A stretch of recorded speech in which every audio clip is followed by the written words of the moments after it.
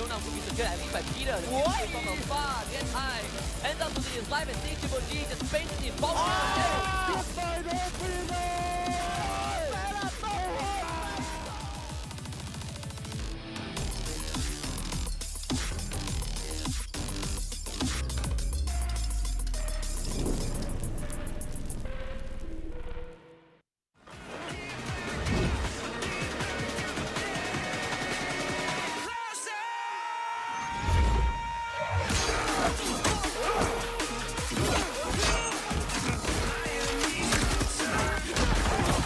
Supplier!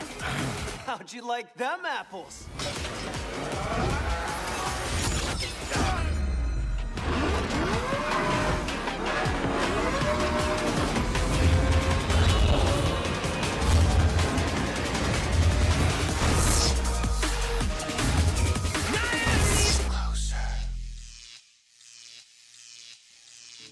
Ladies and gentlemen, welcome to the show, and it's another day for Free Fire World Series 2024 for Southeast Asia. This is the final day of week number 5, and we're excited to see who gets to the top 12 by the end of the day. On the caster's desk, I am Neptune the Jeremy Garcia. Together with me is the one and only, the amazing Mustachio AJ. It is going to be a fantastic day today. Yesterday, Attack All Around scored a massive number of points for themselves, raking in a total of 112. That's the second highest. That's their second best performance in the competition thus far. Their first best is 113 which is just 1 point more. So, it was a really good day for them. The only problem is they have not been able to maintain great consistency in the past. Of course, we're going to see if or not that is possible here for them today. Attack All Around still plays 6 more games. And of course, yesterday as well, we did not get to say 5 booyahs, 6 booyahs. Buriram United, they showed up strong last week. And they're pretty chill this week now. Yeah, I mean, they're chill. At least they're. It's not just Buriram United stealing the show. I mean, all of, if not most of the teams from Thailand has taken a booyah from yesterday, and that is a bingo for them for the entire map series that we have. But we want to see them take over this day because they don't want to be left behind. By the next week, on the start of next week, they will not be playing, and pretty much since every pressure has been felt by the other teams, they want to bring everything to the table. Absolutely, man. And of course, everybody is trying to bring everything to the table right now, especially the groups that are in Group C and Group A, down at the bottom, in the bottom 6. We're talking about Onyx Olympus, we're talking about Dewa United Apollo, we're talking about God of Wolf. I don't know if I want to go as far as Toda because it'll take a monumental effort from them. But God of Wolf as well is not too far away from Toda. I mean, 47 points seems like a lot, but that can be caught up within one day. God of Wolf is 111 points behind Heavy, who are currently in the 12th spot. Now, the blessing here is Heavy does not play. Group B is taking a rest today. It's just Groups A as well as C. So let's see if or not they can hustle up to the top. But of course, before we move on to today's action, let's take a look at the highlights from yesterday. Phil does manage to get the grenade on the pop, Virus down on the ground, and they are now pushing it to 7 for Bermuda booyahs. Vietnam just loves playing here. Puts him down on the ground. Kami surviving. The circle's going to force him on it. Corona brings him out instantly. And RRQ, the next one on the menu for Attack All Around. You're going to see Attack All Around taking that booyah. With the IQ plays, they stay in the middle. Exposy now, the final one to leave the circle's safety. Try to hold on, but Reverse Red's Nameless wins out that patch-up gameplay. Stalwart Esports about to grab their next booyah, and there goes Cybers out for the count. And here comes Stalwart Esports once again. There you have it. We just witnessed what happened yesterday. Yesterday was the second day of May, and we are now on Sunday. So let's see if this is Super Sunday that we're going to see from the teams. That is the 5th of May. We still have one more week to go by next week, 10, 11, and 12 for the knockout stages, and that is where everything is on the line. Absolutely, man. And of course, some of the teams here have got a few extra games to play. When we go into next week, everybody only have 12 more matches, and they have to make the very best out of it. Now, the blessing here is a majority of the teams down in the bottom 6 are from Groups A and C. So this is that one chance for them today on Sunday, the 5th of May, to use these 6 games to do whatever that is in their power to get into the top 12. Mainly, of course, we're looking at Onyx Olympus as well as Dewa United Apollo, the 2 Indonesian squads, and if by some miracle is possible, God of Wolf as well. The point system will be as usual. You hit the booyah, you get 12 points. Second place gets 9,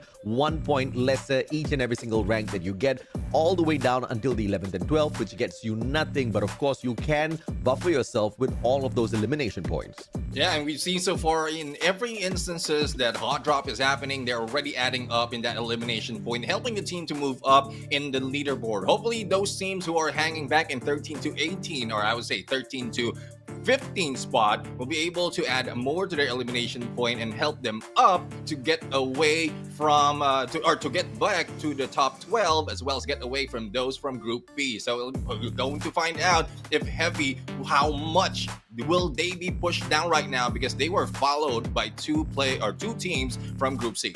Oh yeah, absolutely. And of course, one out of the 2 teams are a little bit closer. Onyx Olympus just needs 14 points. But of course, if there is any circumstances which puts us at a tiebreaker, and this is more possible down at the bottom, especially if you're looking for the top 12 teams to move on into the play-ins, we will go by the number of booyahs claimed by these teams first. If even that fails, we'll head on into the total number of eliminations. And if they're tied on that too, we will take into account the final round's survival rankings. Actually, for this, I think we saw that from yesterday or from anywhere from this week. There were instances where the team was tied in their leaderboards, and you see that one team is above them. So the same rule applies for that instance. So it's already done automatically, and it will be done once that week or once the weeks of the knockout stage has been done. So that is just an explanation as well as to who's taking that top spot if in case there is a tie.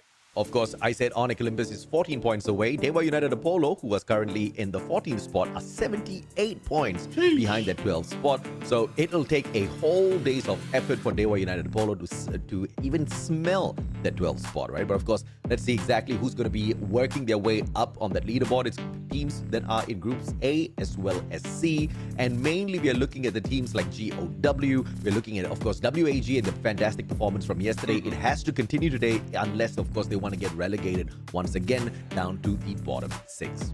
And definitely, WAG has performed pretty well in the beginning of the day. Especially their best performance comes from Bermuda, where they have 4 booyahs already. And we'd like to see more of that. If in case we will be blessed with another Bermuda map for that game number 6, it might be another match that can be taken by WAG. But I guess the other teams will not let that go that easily. Especially, they also have a good chance to step on that. And you did mention about Onyx Olympus, who's just in there, like a few fingers away to get up to that top 12. Of course, we've got the mid-tier battle going on around the leaderboard as well. Attack All Around up against Indostars and EVOS Divine. All these teams are neck and neck up against each other, and they are all aiming for that 5th spot. Yesterday, Attack All Around missed that 5th spot by just 1 point. Of course, they're going to be trying to make that a little bit better for them today by taking on head-to-head EVOS Divine and Indostars. 9.9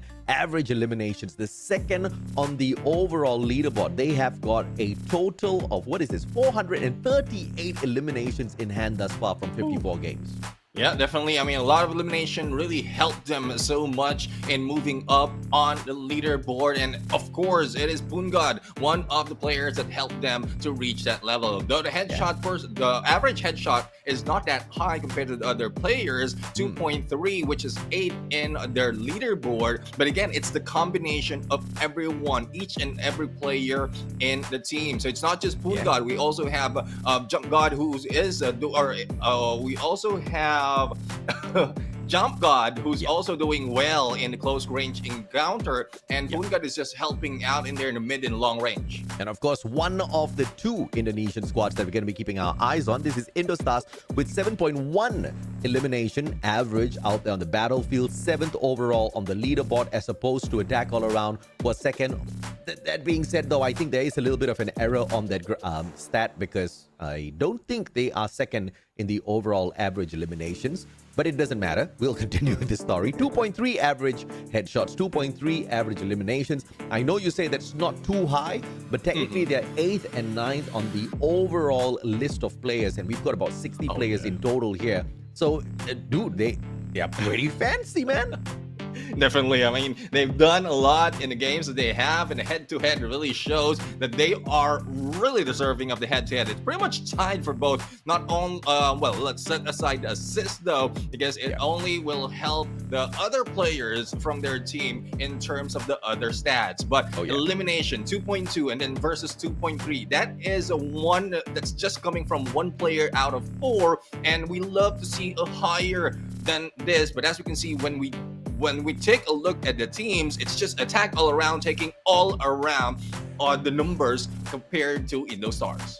And of course, this is the head-to-head stats comparison here. And you can see from every single angle, Attack All Around is just the better team. But, you know, you don't really want to look at these micro data. You just want to look at the most important thing, right? How many points do they have on the overall table? Indostars are just 19 points behind Attack All Around, and they are 1 booyah more. So that's the more important stat for me. 1 game can change all of this. So these micro stats, although they do paint a decent enough picture for us to kind of gauge how they're going to do out there on the battlefield, it's all about who's hungrier today. And we've seen times where Indostars have been more consistent than Attack All Around. Yeah, definitely. I mean, consistency, if we look at in those stars, they have 33% in terms of top three average compared to attack all around. But we did point out that elimination is so much important because you have a ceiling in terms of placement point. Thus, attack all around takes the lead, but it's not so much. Oh yeah, and of course, these are the passive skills most abused out there. Awaken Andrew, everybody's running this man for the extra layer of defense as well as the defensive stack that happens whenever your team members bring him in as well. Nairi with his Ice Iron, the capability to recover some durability on that glue wall as well as to top up a little bit of your HP. I mean, even 40 HP goes a long way, especially when you have multiple glue walls working that and you have multiple players who do bring up that Nairi as well as get those Ice Irons out. It will be a huge game changer in that final circle as we have seen many a times before. And of course, who can forget Susie, the one that gives you more cash? I feel like Susie's my dad. My dad. Actually, no, my dad used to not give me any pocket money. My mom. Okay. And of course, for the vets used, we still have Arvon, Vistan, and Reki. I mean, of course, Arvon being used most of the time to spot the enemy from afar. It's also being visible from the early parts of the game to be able to spot on or scan one part of the area. We've seen it yesterday that it has been used to be able to find out if their initial rotation can be taken because there's no one in that part. And of course, R1 with his capability to give you the information as to how many people are within that circle that you scan is a huge game changer, right? Because sometimes you're having these early hot drops and you as a team want to plan, okay, right after I'm done looting my own home drop spot, where do I rotate out to? It can, of course, give you the information on whether or not you are supposed to move or not move your butt into that area. But of course, speaking of area, these are the 5 different locations that we'll be having our battles at: Bermuda, Purgatory, Alpine, Kalahari, and Nexterra in that sequence. And of course, the final game, the final map will be absolutely random. It's going to be one of the 5 that we play. Yeah, looking at Bermuda right now, the stats is showing that Reverse Red is taking the lead with 2 Puyas and 129 in elimination. But if we look down in second, we have WAG who had grabbed 4 Puyas in his map, and though despite of not having that much of elimination compared to Reverse Red, they have a huge potential to grab the point from the placement.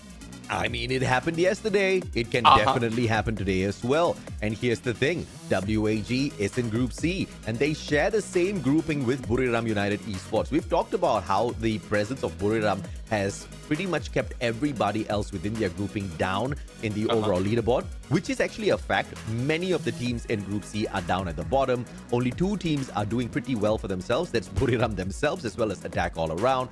WAG is the 3rd team from Group C that's actually in the top 12. Every other team, the other 3 are all in the bottom 6, and they need to hustle, right? And of course, Buriram steals all of those points away a majority of the times. But when it comes to Bermuda, WAG is the best team when you compare Groups C and A. Yeah, despite of them losing out in the early battle, they know how to make their rotation. They know how to fight for survivability, then ends up towards that final circle. And that's what's important. This is what we are here for in Battle Royale, survivability. And that is why we call these players, these teams, survivors overall, because that is one of the name of the game. Oh, absolutely, man. You got to survive. I mean, it's Battle Royale. You said it right. It's the name of the game. You got to survive into that final circle. But of course, Garena is very, very creative. Season after season after season, batch after batch, they have always thought about, number 1, how to torture the players. Number 2, how to make this so much more fun so that it doesn't really get boring, right? So you've got meta changes coming through each and every single patches. And, you know, I've seen some tone-deaf games. Garena Free Fire is just not one of those games, right? They know exactly what it takes to just step it up a notch in terms of action. You know, some of those metas have seen very slow gameplays where the shotguns were pretty much abused. Some of the metas, like the previous one, you had a lot of Tatsuyas just bursting all around, very fast-paced game. And then, of course, they threw the portal go in, which made the pacing of the hit and run, especially if you're a team like Buriram, so much more crazy easier. And then the very next patch, which is the current one, they slow that pace down, right? Even your Portal Go has got a little bit of a nerf in there. Tatsuya has been nerfed slightly. The Woodpecker has been, just bumped up a little bit more to encourage those long-range engagements. All of these beautiful things just to keep the competitive scene so very much alive. And the pro players, dude, their jobs are not easy, bro. Yeah. I mean, you have to master each and every single one of those meta skills as well as keep up with those changes. And if you don't, you just get drowned. Exactly. I mean, I remember the time where we don't have the revive flight just yet, the revival just yet. And it was like, if you're down early, that's it. That's done. Even if there's still one player surviving in there, there's no fighting chance. And competitive scene, that is, I would say that's really, really not good in terms of a team who's like so aggressive in the beginning, but the revive has been done, and that's where everything changed. There's a lot of aggressiveness happening already, and that is what we love about this game. And we're going to go into our first map, Bermuda, where everything started. I've been doing this for so long, I totally forgot that at one point there was no revivals.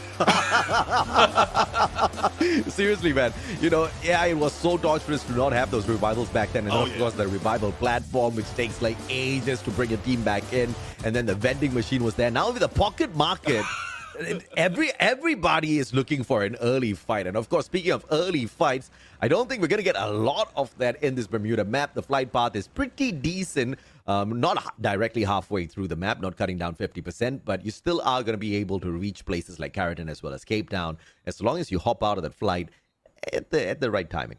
Yeah, I don't want to fight with the flight path anymore. The other day, I was hoping that it was bad. I'm hoping it's different. But right now, I mean, I think this is good for the teams right now to set up, and for them as well to prepare. If ever they're targeting a specific team, then they can do a hot drop right now. But from the way it looks at it, yes, they might be dropping quite near to a different team, but not really that much. They can start engaging. And for Indostars right now, they went a little bit too far, though. Head over to Sentosa. And Toda loses their first player. The wings have been clipped once again, and Toda just can't really do much about the situation. All spread out. Team Flash with a quick hit and run. Shin backs away as Zen tries to find a long-range connection here. Assault Rifle can get the tag, but in terms of elimination, I don't think I see that possible. Now Kevin up against Yanbin. MP40. It's all about the timing. A124 popped at the right time for Kevin. But he's not going to be able to get a knockdown onto anyone. Yanbin with a headshot does take advantage. Falcons, on the other hand, will come across the players of God, of Wolf, and Deanne just flew into his death.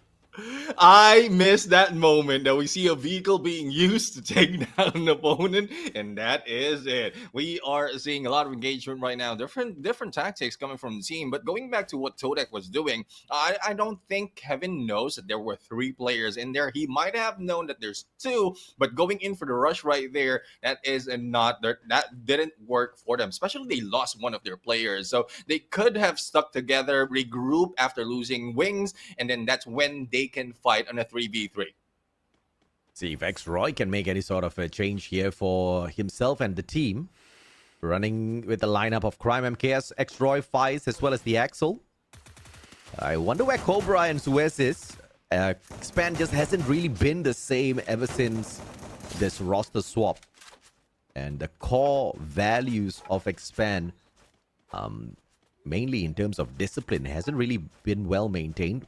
They've got a good balance between discipline as well as aggression.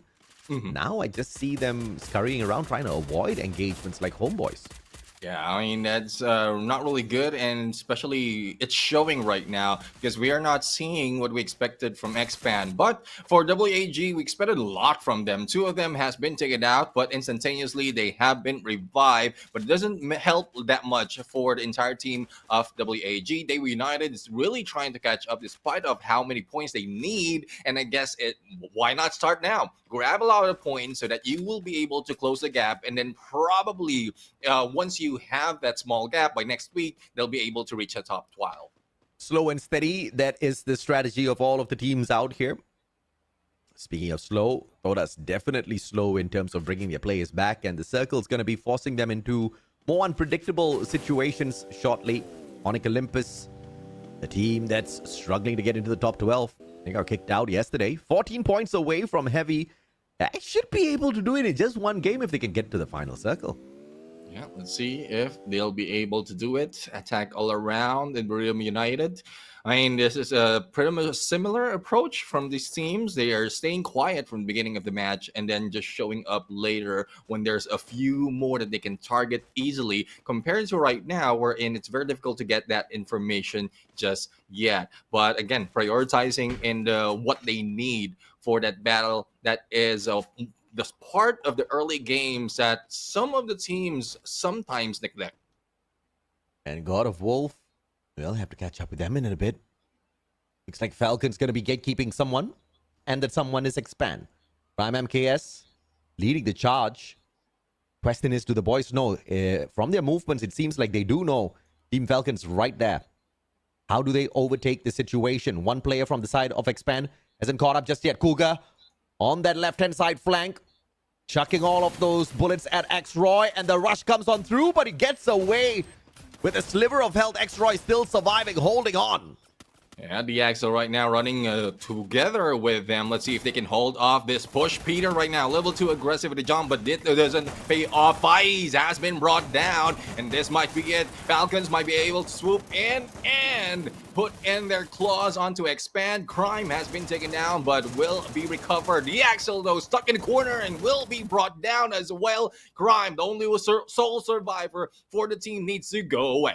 A timely revival there for Team Expand, and now they're going to depend on their Indonesian import for that revival. Onyx Olympus, we talked about them, and it seems like the Indonesians, or the Indonesian brothers, I have to say, are on a mission to wipe them out. Ooh. But they get wiped instead. Dewa United, a little bit rushed, going in for the finisher just for that single point, and instead they now take the 12th spot in terms of placement. And then one thing, Onyx Olympus really wants to grab the 12th spot, knowing that they only need 14, especially as WAG is having trouble from what we saw earlier when they were chased down by Dewa United. But they're still alive, though. The dream is still alive for WAG, and same goes for Onyx Olympus. For Evo's Divine, though, I mean, they did well in terms of their performance, but no matter how much they can, I don't think it would be easy for them to catch up to Stalwart Esports that easily. Catching up's one thing. Keeping that spot is another, right? Yeah. Because Stalwart has just been so decent at finding these final circles. They're the second best team in terms of picking up booyahs. And speaking of booyahs, Expand's not going to find one because they're out in the 11th. And there you have it, being taken down 11th. Well, really tough spot to be in, especially you don't get any placement, and there's not so much that you can do, as we are still, I would say, in the early parts of this map. But AAA right now, attack all around, trying to attack everyone around, and Limit right now just targeting them from both sides. Kroro has been brought down, this time recovered, and Pungad will try to go in for the flank. Feeder will be spotted, shot at, and been taken down. Taken down indeed, and attack all around, attacking wounded Falcons. They've just not seen themselves in the recent past, losing their second spot and not really being able to recover. And that was ever since they got acquired and they changed from CGG to Team Falcons. Sometimes your name just carries a lot of luck, bro. Yeah, I mean, there's a good game in that CGG. I'm not quite sure if that's really part of CGG, but I would say they had more good and better games when there was CGG. And the Falcons right now, not so much of talons and beaks being used at this point. They have been, or their wings are being clipped, and they are falling down that easily. And as you can see right now, 2 remaining players from the Falcons, though they have 6 eliminations, though they need to go and buy them 2 players back so that they have a more of a fighting chance. It's the curse of doing well. It's the curse of getting promoted. It's the curse of having someone come and pat you on your back and say, hey, you know what? I'm going to hire you and pay you a full-time salary now. The hunger's not there, bro. Now, let's see if, of course, they can make a change. Answer is nope. I don't think, like, when you did mention about the curse, Yep. it's not just about that. It's a curse of being comfortable. Probably, yeah, of course. And if that is the case with all that you pointed out, probably one reason might be they got too comfortable. There's not so much of us to, or there's not much of a need for us to do well because we're getting paid anywhere. Yeah, but of course we'll throw some positivity into the hypotheses as well. It could just be that they're just experimenting with very new things, right? Because we now see Cosq avoiding those CQCs, just trying to play these long-range engagements.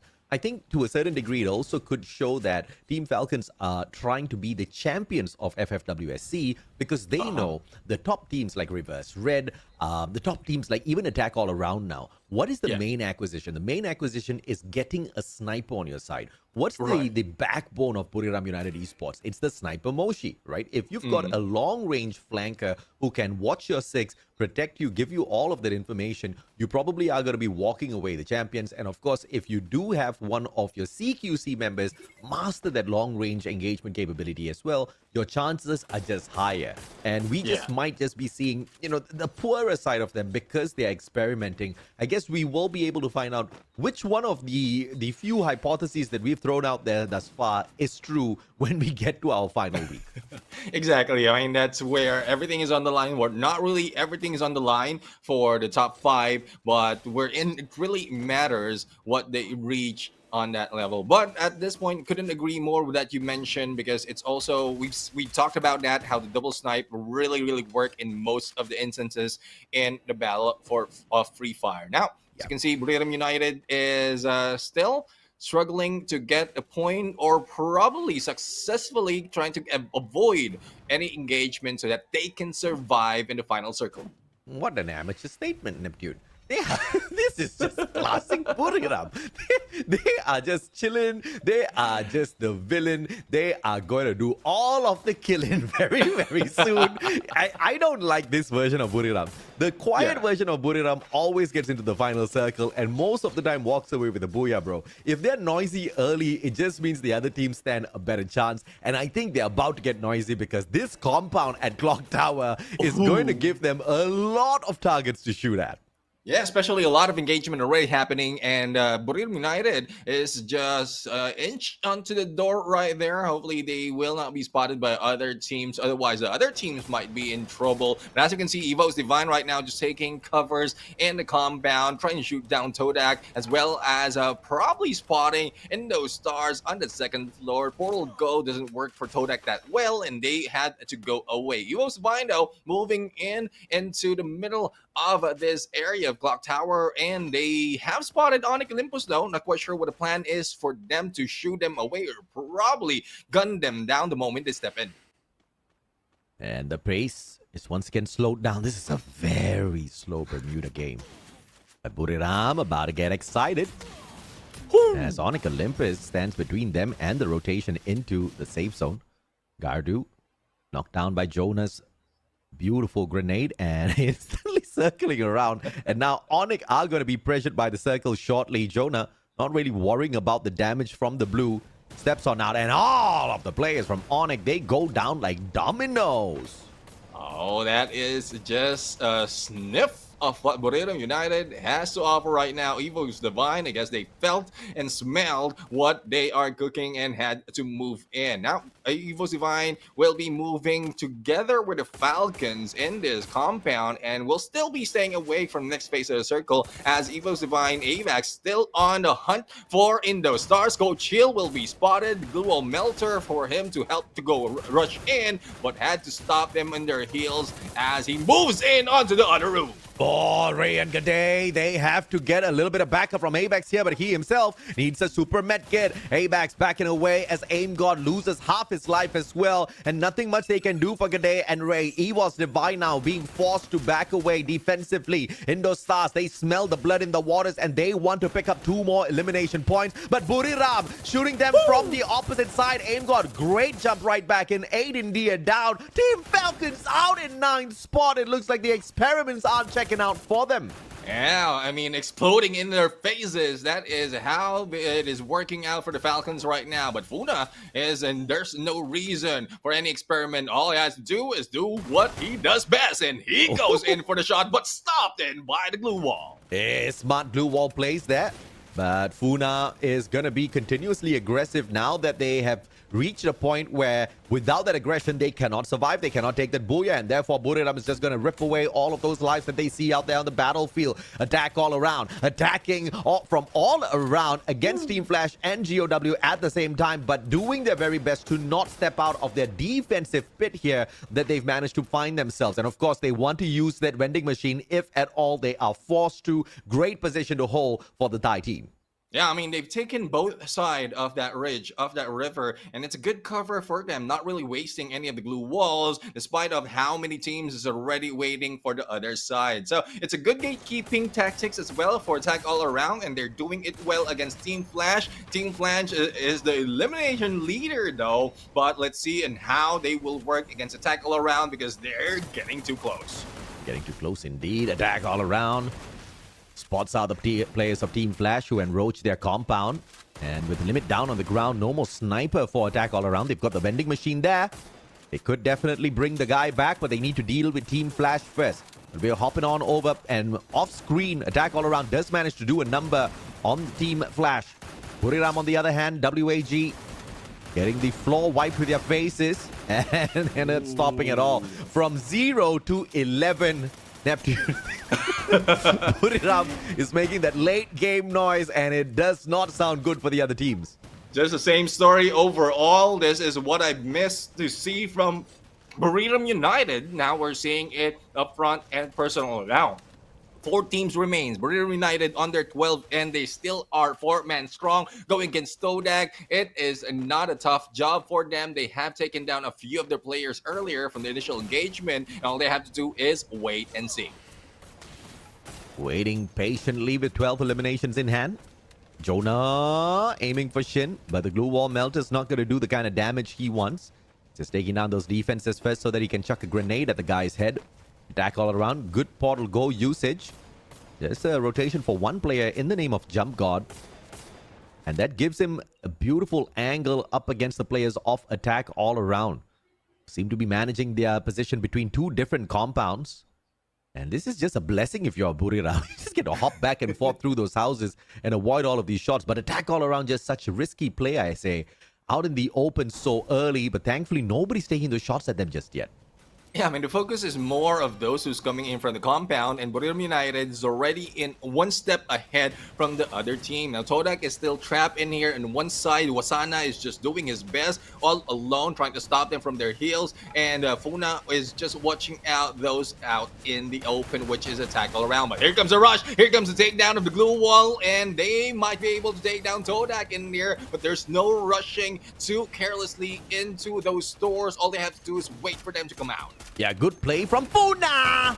And it will be the Woodpecker in action once again. Funa gets a free point off of Todat. Now Zen, the final player. Circle's going to force him in just in a couple of seconds. Jump God's not going to be rushing through this particular engagement. Finally, SE shows up. Karoro from the opposite side, dropping those grenades on the players. And it is the Trogon for the win. Karoro, final player on the side of attack all around. He's looking for the booyah, but it's going to be severely outnumbered here. Jonah backs away. Glue Wall's blocking all of those shots from Karoro. Karoro's used up all of the available grenades already. Now he just needs to depend on his shotgun to win out this match. But against 4 other players, can he get it done? It's a 1v1, v3, and attack all around just can't get the job done. Zen steps it up. Thoda with an astonishing performance for second place, but it is Buriram with a booyah. And this is their 21st booyah of the knockout stages. They're still, I mean, seems like they are sleeping, but the moment they hit that halfway mark, that's where they started getting all those elimination, starting those engagement as well. And I would say it looks like, it might look like that they're aggressive, but it's very, very tactical, especially on how they start and end this game. It all started right after you opened your golden mouth, nephew, saying they were being quiet. And that was the moment they rotated into 3 or 4 different teams doing battle at Clock Tower. And they're like, okay, fine. The universe is forcing our hand to take a couple of shots. I guess it's time to work. And work they did, pulling away every single life that they spotted out there on the battlefield. My question is, though, whether or not Funa's going to walk away with the MVP here, because he seems like, you know, he's lost the smile off of his face already. Well, we'll see. there's no pointing who will be interviewed, so I guess they know already who it is. But I guess I don't know. I think at this point in stage with 200 points lead, they don't see the challenge anymore. They can play the same tactics overall, similar to how they won all those booyahs, but it doesn't give them that much of, I would say, achievement at this level in the knockout stage. Out of all of the players from the side of Buriram, who are you a fan of? I would say Buriram. Funa is one. You're a that Funa really, man? But Wasana has always gun in and take down anyone. So it's either Funa, Wasana, that's tying up the first and second, and then Moshi will be third. Sorry, Moshi. It's okay. You don't need to apologize to him because he's my first. So yeah, Moshi's happy. It's not so one of the casters says he's first, right? Obviously, we can't leave Jonah out, the greatest trash talker in the world of Free Fire esports. This was one of the key moments for Buriram, right? Just they were shot at first from Onyx Olympus, and they had to respond, and that's what started the onslaught. After they picked up the 4 points out there against Onyx Olympus, everything else was just a business as usual thing for Buriram. They just were looking for the circle. Unfortunately, teams tried to stand in their way, and they just asked, why are you doing this? Why are you putting your life at risk? And since you want to do it, we'll give you exactly what you want. An honorable elimination from the lobby.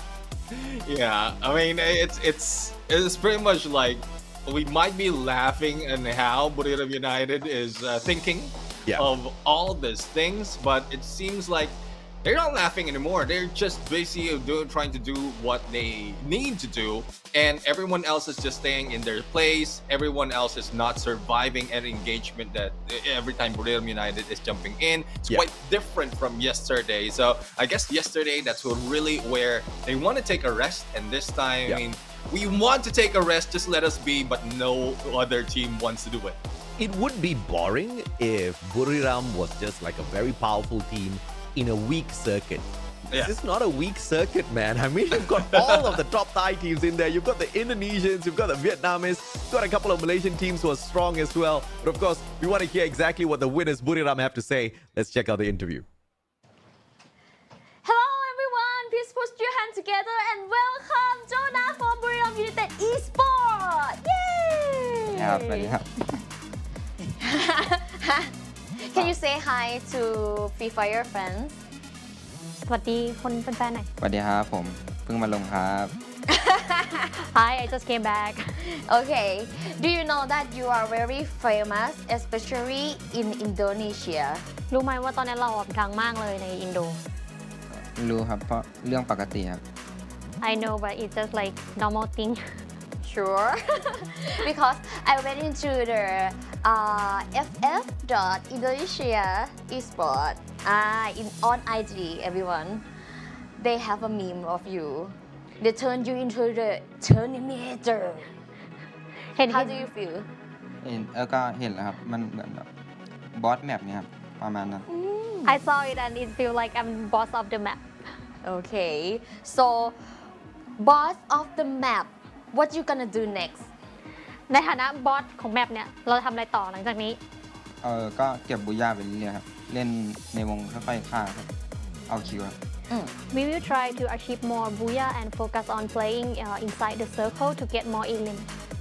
Is it true that when you are the leader of the group, everyone will say that who gonna pass into the final round? It is your decision to make. เนื่องจากตอนนี้คะแนนเราคือว่าเป็นอันดับหนึ่งเลยเขาก็เลยมีคนมาพูดกันว่าทีมที่จะได้เข้าไปในรอบไฟนอลเนี่ยก็คือขึ้นอยู่กับบุรีรัมย์แล้วว่าจะให้ไหม ไม่เกี่ยวครับพวกผมเล่นไม่ยุ่งกับใครอยู่แล้วครับเจอใครก็ยิงหมดครับ I don't think it's related because we just play on our own and not get involved with anybody. So, lastly, anything you want to say to your fan in Indonesia?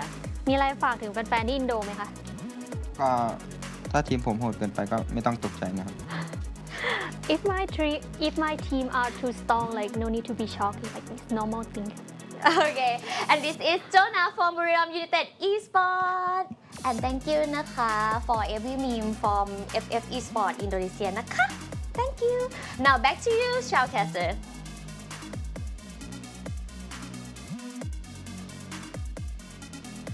And that's what I mean when I say Jonah is the best trash talker out there in the esports circuit for Garena Free Fire. Indonesia, if I'm too strong, don't sweat it, bro. I just am. I mean, it seems like, it looks like it is, especially in how it is standing up on the standings right now, on the overall standings. Yeah. I guess there's a reason you can be proud, especially if there's something to be proud of. Look, EVOS Divine is 100 points behind Stalwart Esports, who are the fourth Thai team. Yeah.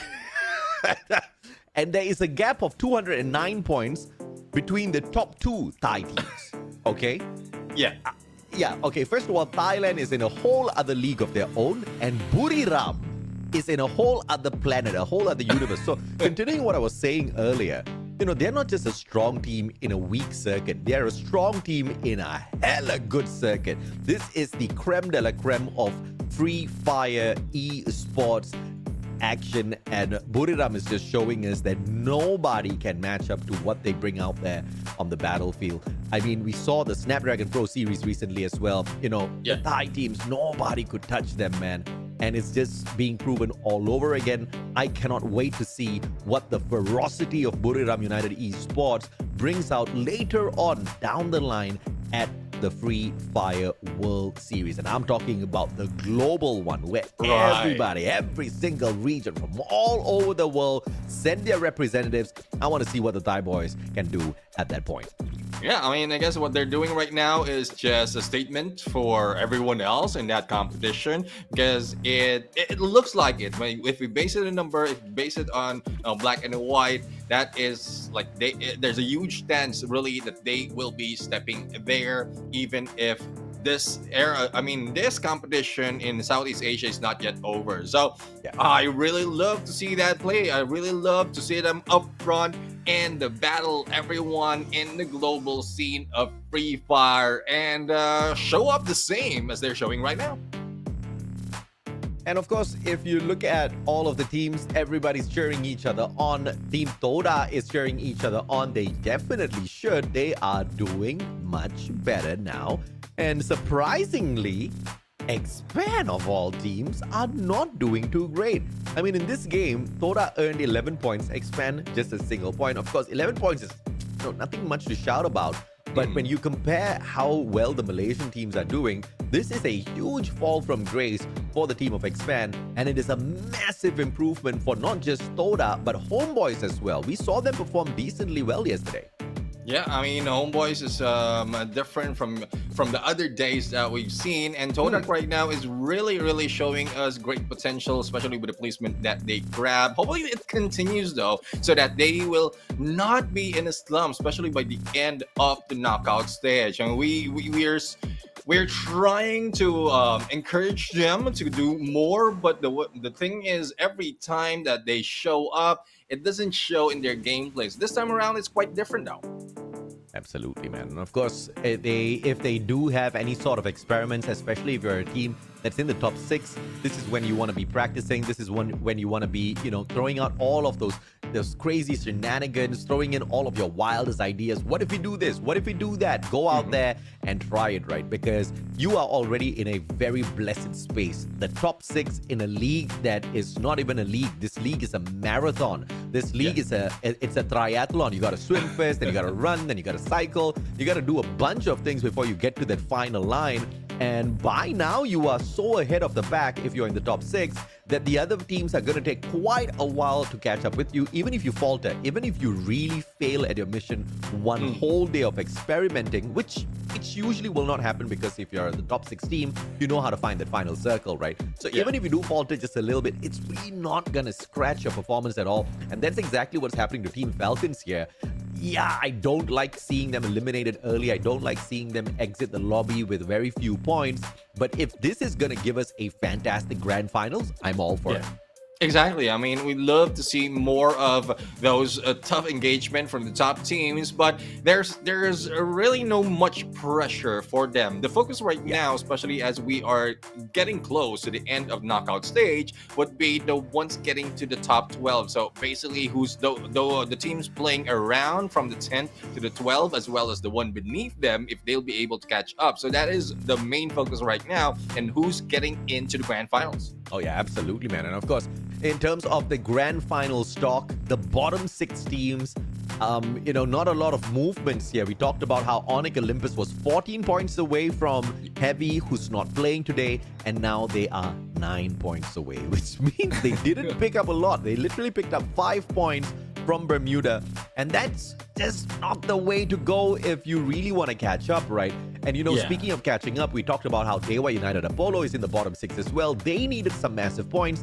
They only brought back 2 points from Bermuda. So the teams that really desperately need these points are not really bringing it out on the battlefield, and the teams who can really play around are getting 21 booyahs, man. So it's at this point, you can really tell that, we've got some really good teams in the competition, and we definitely have a few down at the bottom who are struggling. But of course, if you are a struggling team, one of the greatest things that you can do for yourself is just chuck in a little bit more effort, earn some extra money for yourself, not so that you can go out and party, just so that you can use that money to buy yourself more time so you can train and come back stronger, come back bigger than, you've ever been before, and really try to take the title for yourself. Yeah, exactly. I mean, speaking of being bigger than ever before, I mean, we have a huge gap in terms of the weeks, in terms of the days, especially week after week. There's a few more days. They can do the homework. They can do the a few things that the other teams are doing, especially the top teams, and then apply it into their gameplay. Earlier, especially when we were focusing on Onyx Olympus, we saw that they were just clumped into one area. There's no spread that's happening. It's compared to the other teams, we're not seeing all those gameplay. But for Buriram United, oftentimes they have the playbook open in all the pages from A to Z. They use that every time, and Wasana is our MVP right now. Wait, so I've got a question for production. Production, what happens if we have a tiebreaker on an MVP, bro? Because it looks like Buriram is going to end up in a situation like that. Moshi just took the lead on the MVP titles. Now Wasana has claimed one for himself with the 3 eliminations. Crazy stuff, right? Let's take a look at their lineup of active and passive skills here. You've got a single Tatsuya, that's Wasana. Surprising, because it's Funa the one who's rushing into all of these engagements out there. But it does kind of make sense as well, because that A124, he wants to abuse it. He's definitely buying that A124 extra chip from the vending machine as well. So that makes Funa a very dangerous player. He runs in, he pops that A124 on the way in just so that his opponents do not ambush him. And then just before the reinforcements arrive, he pops another A124 back to back, right? So that just makes him that lethal disabler, and he's also great on those gun skills. Surprisingly enough, Funa actually gets 5 eliminations. So he could have gotten the MVP. I'm a little bit confused about that, but it doesn't matter because not all MVPs are picked just because of those eliminations. But either way, in the grand scheme of things, top 5 players, 3 of them are from Buriram. And also, 3 representative will be the key players right here. We have Moshi, Funa, and Wazana. Glue Wall destroyed. Not that much though, so I guess there's not so much erected that they need to take down so that they will be able to go for a rush. And as we mentioned earlier, I mean, most of the teams are just rushing towards them, or if not showing themselves to Buriram United, that they can grab all those eliminations. Toda had more revivals than eliminations in this match. They had 3 revivals, but only 2 eliminations. But obviously, the guy there is the main reason as to why the team even managed to get the 4th spot overall in the previous game. Because of him, the team was able to get into that final circle all well and fine. Drogon, the top weapon to get those eliminations this time around, alongside 2 snipers because of how huge Bermuda is, the Woodpecker as well as the AWM taking the spotlight. Yep, and as you can see, Buriram United grab 15 eliminations with a total of 27, and the points adding up to what they already have. And Attack All Around is just in there following them. Team Flash, though, I mean, despite of them not placing in the first, second, or third. They managed to grab 9 elimination, almost tying it up with Attack All Around and Todak with the help of placing second in that match in 2 elimination. They are now number 4. Oh my goodness.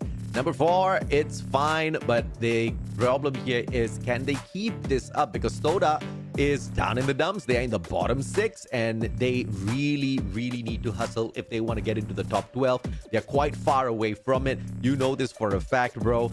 Toda is 147 points away from Heavy. Heavy stopped playing, so, I mean, if they can pull a miracle day off here, the world's their oyster.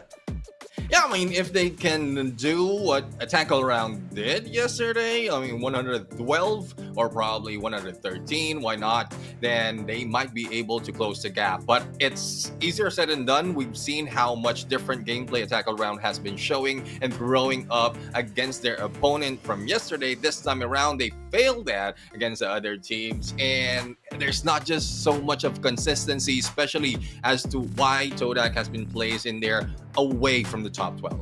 Amen. Bermuda's done and dusted. Now we have got Purgatory, Alpine, Kalahari next data, and the Randomo map left here. A very early start for Buriram, bro. The thing is, on days where they're just chilling all the way. On days that they are hot all the way. Yesterday was a very weak day for Buriram, and that was a shocker for me. I never expected to see a day where Buriram was just going to walk away with 80 points. And for some teams, they're like, how can you be so insulting? Because 80 points is a lot, but not for Buriram. Buriram's the kind of team that walks away with 140, 160. That's a decent day for them. Yeah, exactly. I mean, imagine like 50% or more than 50% of the time for the matches that they play, they're on top 3. And if that is the case, I mean, it's like the number doesn't add up based on the performance yesterday. But again, we are seeing a different version, or not really a different version. We saw a different version of Buriram United yesterday. We're showing the usual version of Buriram United right now, and we're going to see them once again. This is now Purgatory, and they are topping it off, topping this map on groups A and C. Amen, brother. Buriram United, Team Falcons, and EVOS Divine. Your top 3 teams from groups C and A that do very well on Purgatory. The only thing between these 3 teams that I just mentioned is only 1 out of the 3 have got booyahs, and that is Buriram United Esports. 2 booyahs at Purgatory so far in the knockout stages. There's 1 team that's not in the top 3. That's Attack All Around, and they have 3 booyahs to their name. I'm still looking for them to pick up their 4th one. Yeah, let's see if they will be able to do what they did yesterday. But as you can see right now, the flight path is just coming from the south to the north, Fire Brigade up to Moat House right there. And everyone is just spreading it out very beautifully. I think there might be a little bit of engagement happening against Attack All Around and Team Flash. But Team Flash backed off a little bit. They don't want to be part of that engagement. But Expand will also be part of the mix. So let's see as to who survived those initial battle. Wasana's very cheeky, trying to take the compound right above Expand. This could be very deadly for Expand because Attack All Around is at Brasilia as well. But Brasilia is a huge space, so that's just the bottom part of Brasilia that Attack All Around has taken for themselves. Expand might just be in a lot of trouble if Buriram rotates towards Brasilia and then Attack All Around shows up from the back. That's an instant GG. But speaking of an instant GG, Oda finding one for themselves. It's the ghost that's been turned into a ghost at the start of the match.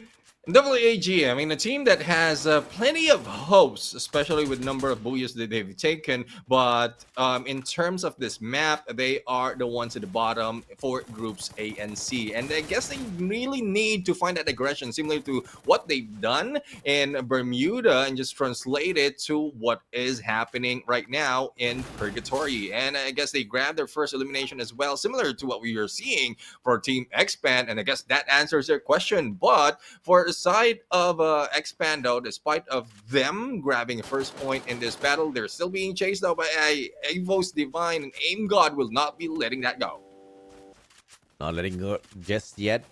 EVOS Divine up against Expand as Faiz brings that revival back. Down by 1 man, this Team Expand is. Crime now with the Great Escape vehicle no shots from Divine, so the vehicle does not go up ablaze. Yeah, I guess it's resources that they're saving up right now. Wasting it on the vehicle might lose that potential if anyone will be rushing in on them. But speaking of rushing in, we have 18 Deer. Usually, most of the time, the moment that 18 Deer sees an opponent, he will be chasing them out. But this time, it's different side of 18 Deer that we have right now. And let's see if he'll be able to take the 2 down who is surrounding him. On fire, though. Not yet on fire. Not really focusing on Peter, who is knocked down. They're just looking for Todak, who is on the containers. What will they be able to pull off from this engagement, Team Falcons? This is a free elimination for them. Unless, of course, they lose on fire here. Koskyu shots from above. And it looks like it's the Parafal that he takes advantage of this time round. A rich boy, this Koskyu is. 2,200 coins in the pocket. No portal go with him. Curious as to what he's going to be purchasing in a bit. Probably those glue chips first to make his glue wall maker a little bit better. Yeah, let's see and what the investment is. And Aim God, on the other hand, takes down the Ghost once again. Now, one question that we have right now for especially the early parts of this battle is, why not look for a place wherein you will be able to drop in a little bit easier, or probably you will have a little bit of backup coming from your team. So I guess there's a lot more happening surrounding that area, because we're seeing Dolphin also going in for a takedown. But for Onyx Olympus, Jack right now going for the rush, but this might be a trap set by GOW. It's set up indeed, but looks like Onyx not taking the bait just yet. GOW's Iza backs away. Portal go used very smartly. And Onyx Olympus going in for the rush. And Gardu finds Iza with the Bison. That's a double trade as Gardu drops one. He gets knocked down himself, but instant pickup coming on through. Aim God, on the other hand, finding WAG's Ghost once again. And Ghost just can't seem to catch a break in this game.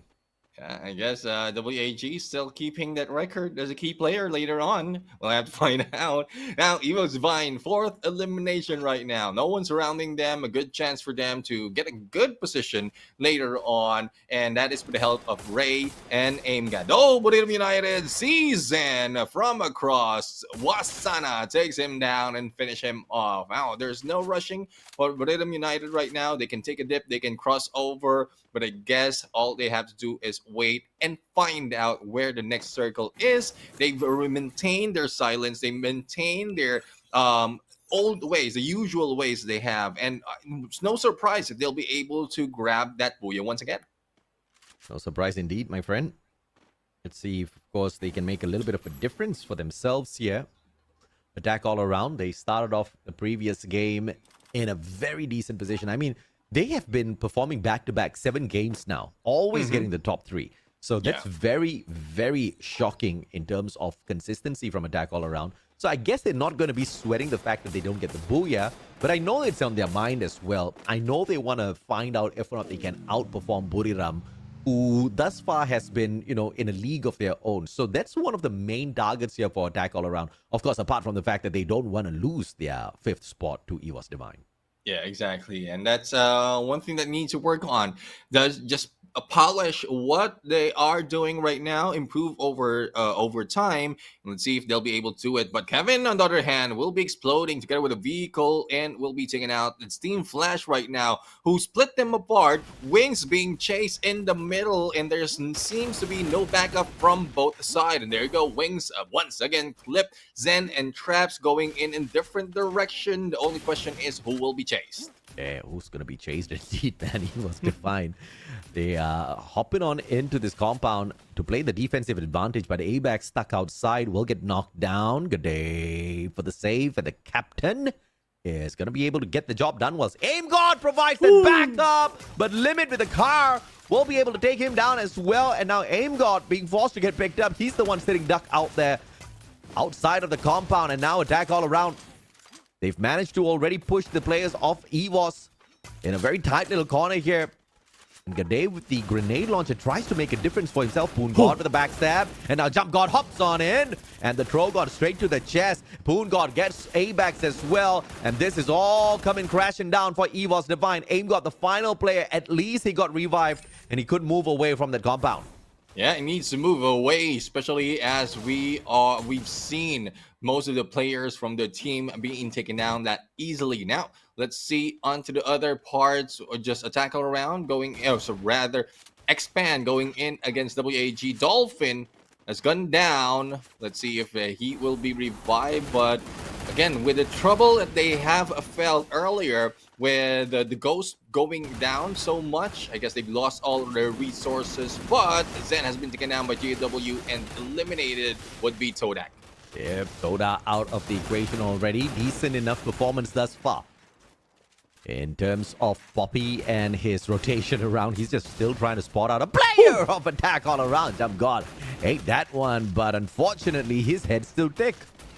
Yeah, and Yan Bin has been taken down as well. Let's see if Poppy will try that again or go for the pick up first. Jump God was able to break through. Tries to shoot, would be Poppy, and the chase is on. Stands in the corner, might be able to get away. Yan Bin is still down, but Limit has been spotted. The glue wall stopping them for the revive, and I guess it's not yet over for that battle. They were united though, is in a fight, and this is a battle against Falcons. Peter goes down already. Mr. 17 for the hit, bringing Peter back to the heavens. My goodness. They were united, dropping Team Fel. Okay. Yeah, I've got hypothesis about the attempts out there, experiments out there, but dude, this is just weird, man. They were United Apollo, a team that, you know, is very hot and cold out there on the battlefield, taking down one of the best CQC squads out there, Team Falcons or the XC Triple G. This would have never happened if they were still C Triple G. Yeah, I mean, it doesn't look like it, especially on how aggressive they were on the first few weeks when they were C Triple G. But again, we've seen so much, so much improvement in some of the teams, even for those who have very little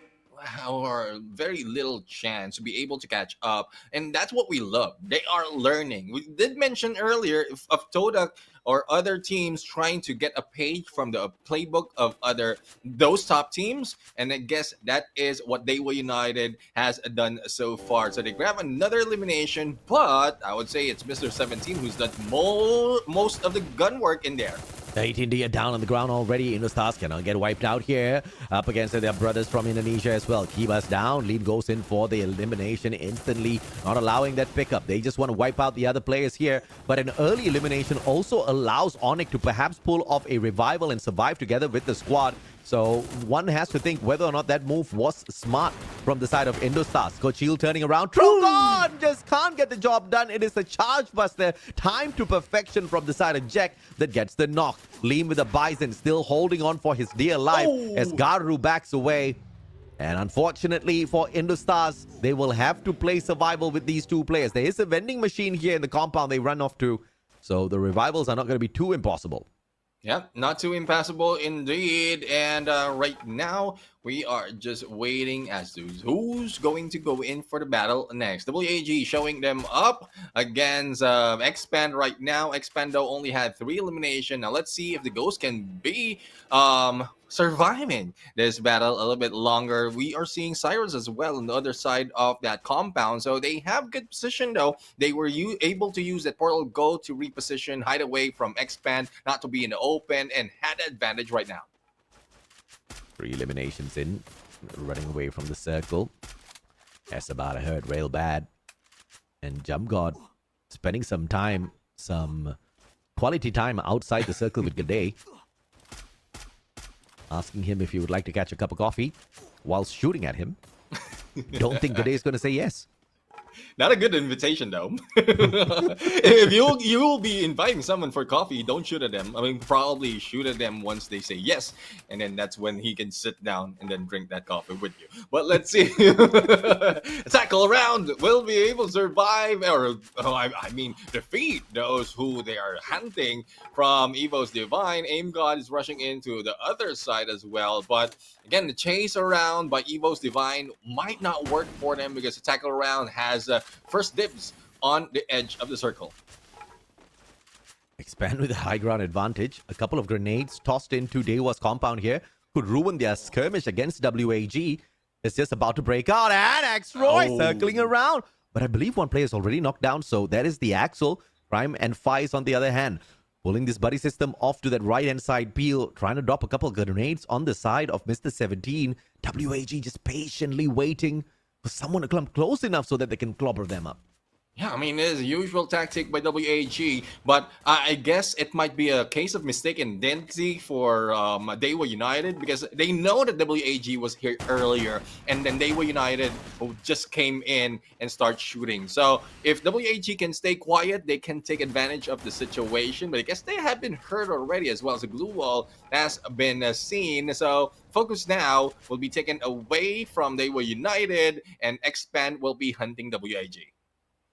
The hunt is there, and Expand says, we'll catch you guys later. How about you deal with the circle first? And what a beautiful jump into the next save zone, just at the very edge, not really over-aggressing. Speaking of over-aggressing, here comes the most aggressive team in the competition, up against Onyx Olympus. Buriram makes everything look easy, and on top of everything else, Onyx Olympus is actually easy if you look at how Buriram performs out here on the battlefield. Gardu, beautiful flight around as he hops up and down. He's got the Drogon halfway through the reload, gets sprayed to the ground.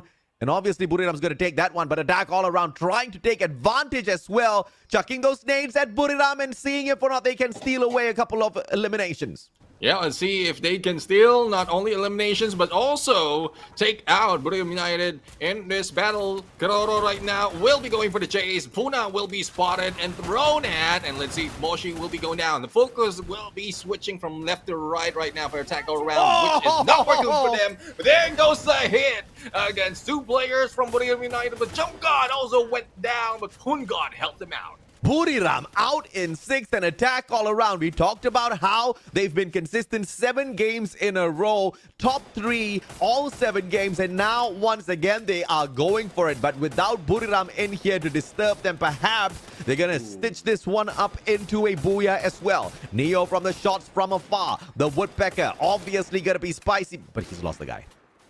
Lost the guy. Limit is at its limit and needs to get away. But Lyrian is not yet over for him. But the Punga goes in for the jump and hits him on a headshot with the shotgun. Only 4 remains. And it just noticed earlier, the last time we saw Onyx Olympus, they had 8 eliminations in their name and they only need 9 points. So I guess with the placement what they have, they're already crossed over to the top 12. Absolutely. Now the players from the side of Expand slowly moving aside with that circle, but they are getting knocked down one after the other. Crime going in for the pickup. Can he get it? Does he have enough HP on himself? Crime!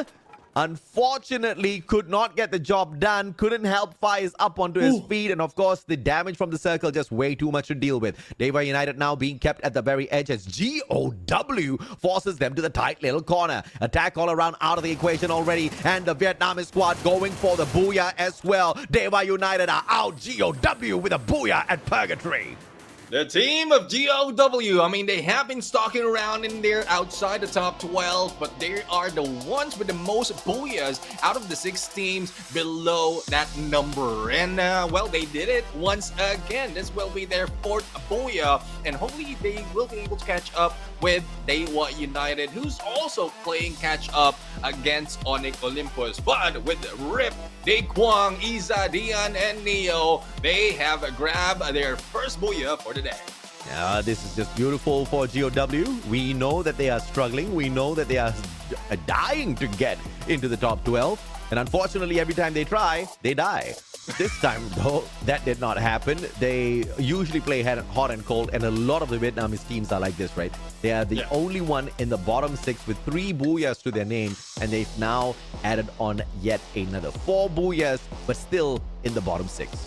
Now let's see and how they do in this fight, because they were united, though. I mean, it's a cat and mouse game for this two, and I would say the chase is being done by the Wolf right here, but it's only 13 points that they need to be able to go in and take the spot of Dewa United. But it's still a long stretch for both of the teams to reach the top 12, but one step at a time. I guess that is what God of Wolf is doing right now. As we look at the highlights, and this is where it all began. Onyx Olympus, though, I mean, they tried their best to survive, and they did manage to get away, surviving a little bit later after God of Wolf grabbed all those eliminations.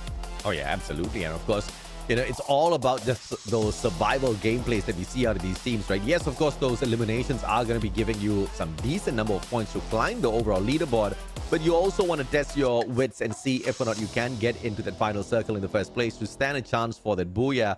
And GOW, they are just so proficient at it. Yes, they're not in the top 12, but they know how to find that final circle. Exactly. I mean, that's just one part of the game. Half of the battle is finding the final circle and grabbing that booyah. Another half is grabbing that elimination, just in case you are not, I would say, not capable yet of getting all those eliminations. Then grab all the booyahs that you have, all the placement points that you can, and then once you get the hang of it and get that consistency, then you can grab elimination and balance it off. Absolutely, man. And of course, that's exactly what all of these teams are looking for, or what all the viewers are looking for, is for Vietnam to get more booyahs. And I'm just delighted every single time this happens, because I'm still waiting to see the Vietnamese teams kind of line up down there at the bottom, because we know if you compare the top 3 regions, Thailand and Indonesia, usually they take the front line, and then of course Vietnam comes swooping in at the very end. And that's the main problem here, because a lot of the Vietnam squads are in the bottom 6 at the moment. Yeah, let's see if what they have to say right now, as we're going to turn it over to an interview and probably Yunsul. Take it away. Hello everybody, welcome to our Vietnamese Booyah interview after the match. Right next to me is Gao Neil. Can you say hello to the audience please? Chào mọi người đang xem livestream nha. Hello everybody. Then first, congratulations on your Booyahs today. Đầu tiên thì mình sẽ chúc mừng Neo cũng như là đồng đội của mình đã giành được chiếc Booyah đầu tiên. Thì một cái câu hỏi rất là cơ bản thôi. Không biết là cảm xúc hiện tại của bạn đang như thế nào ạ? Mình cảm thấy hôm nay khá là ok đấy. Có dễ không? Nói chung là bảng này cũng khá là căng, nên nhưng mà tụi mình tự tin vào khả năng đi bo của mình nên khả năng là dễ lại. He felt really good today, and it's kind of easy for him for the game as well, since the playground is really close to them. It's like everything is like destiny for them, right? Then moving on to the next questions. How do you feel about your rivalry, especially for the Thai? I would say AAA and some of other Indonesian team. Thì không biết là Neo cảm thấy như thế nào về những đối thủ mà mình đã va chạm rất là nhiều ở trong cái trận đấu ngày hôm nay, có thể đặc biệt là AAA cũng như là những đội của Indonesia nhỉ? Theo mình thì các đội nó điểm đang cao nên là họ bắn khá là buông thả, nên là mình nghĩ là chưa đúng thực lực của họ đâu. For Nell, he said that he think all of the team they just playing really chill, so they haven't played their best yet, so we cannot say anything in that. Then the next question is, we can all see that God of Wolf right now is in a pretty dangerous placement in the ranking. What would you rate for your team, and do you guys have any strategies or any goals today you want to achieve? Thì như chúng mình cũng đã thấy được rằng God of Wolf hiện tại đang ở trong một cái vị trí nó khá là nguy hiểm ở trong bảng xếp hạng. Thì không biết là các bạn sẽ có một cái chiến thuật nào đó, hay là mục tiêu các bạn đặt ra hôm nay là gì, để có thể giúp mình có một cái cửa sáng hơn ở trong cái vị trí tuần sau. Thì bọn mình đặt ra mục tiêu là vẫn là cố gắng hôm nay là được 100 điểm để vào kiểu vị trí an toàn. For now, it's very important today. They must achieve 100 points in order next week they can jump into the finals easier. Thì tiếp theo là mình cũng rất là mong rằng là Neo cũng như là God of War này các bạn sẽ giành lấy được Booyah nhiều hơn, và chắc chắn rằng mình và các bạn khán giả cũng tin rằng là các bạn sẽ giành lấy được nhiều Booyah và tiến đến vị trí an toàn hơn ở trong tuần sau, nên là hãy được cố gắng thi đấu nhé. Thank you everybody for watching our interview. See you next time.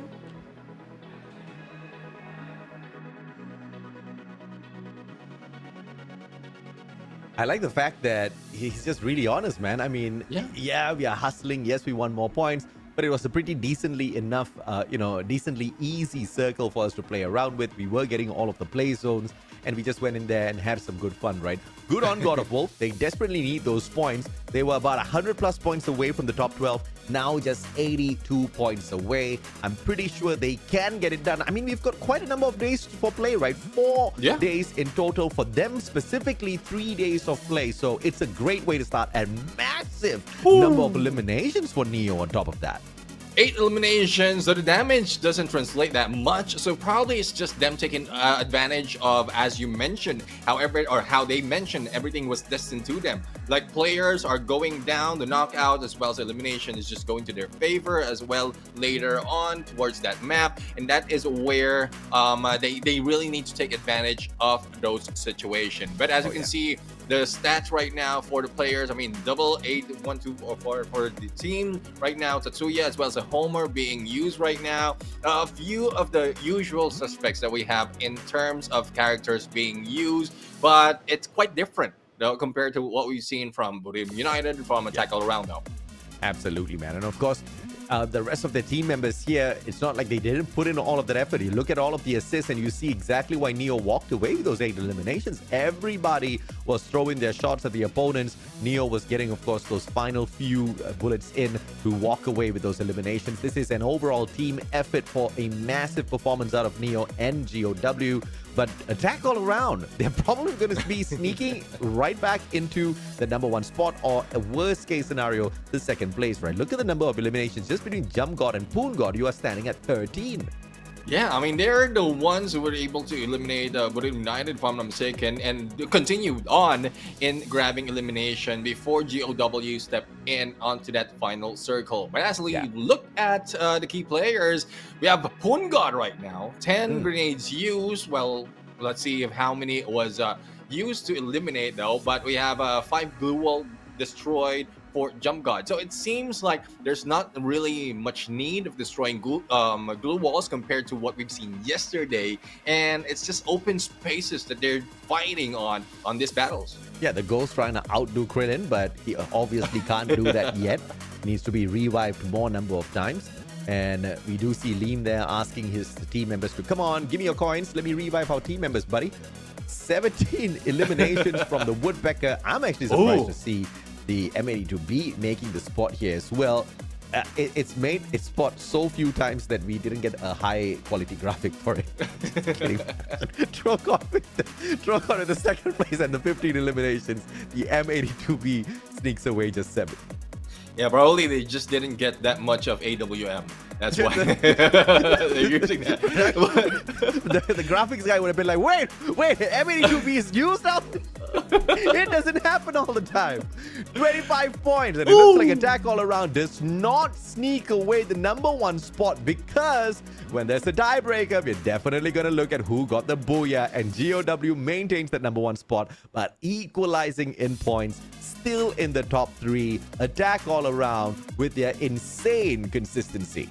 Yeah, and they were united in there on 3rd with the 9 eliminations as well. So it makes it difficult for GOW to really catch up. As we look right here, there's still a chase up though, but the gap between them is just so close. It's only 6 points in between. They were united, Apollo as well as God of Wolf. And, well, 82 points for God of Wolf right now to move up to that 12th spot, but it's easier said than done. Onyx Olympus has crossed that threshold, and they grabbed their 1 Booyah as well, all throughout the knockout stage. Let's see if they'll be able to move up a little bit more. Buriram, the devils of the competition right now with the 666 eliminations. These guys. These guys are like the meme gods themselves. They meme everybody else, and they are the memes as well. 453 placement points, 666 eliminations for a total of 1,119 points. Everybody else is struggling to get a 900, and these guys are just zooming past 1,000, right? But of course, we gotta zoom away from broadcast. We're gonna take a 5-minute break. When we come back, the rest of the 4 maps to be played.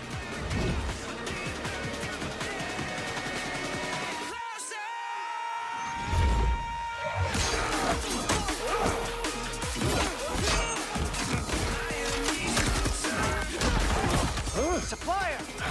How'd you like them apples?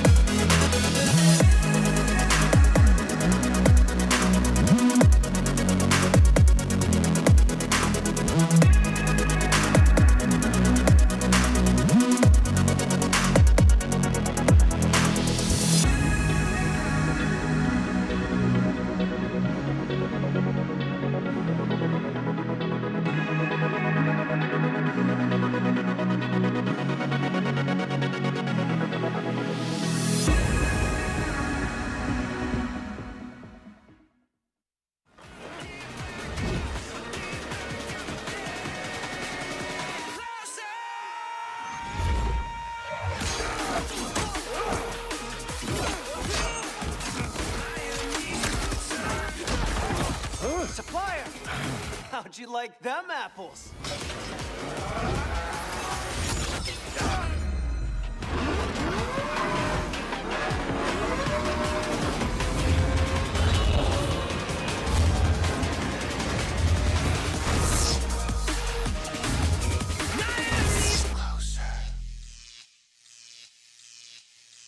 Welcome back to the Party Survivors. This is the Free Fire World Series Southeast Asia 2024, and we are 2 games in. That means 2 teams have managed to grab a booyah for themselves, but a team that has got no booyahs at all from the day is sitting down at the top, and that is Attack All Around, with their phenomenal consistency from performance out of yesterday and today as well. My name's AJ, I'm the Mustachio, down here with Neptune, the Gentleman Garcia. We are your casters for the day, and as usual, it's an explosive one.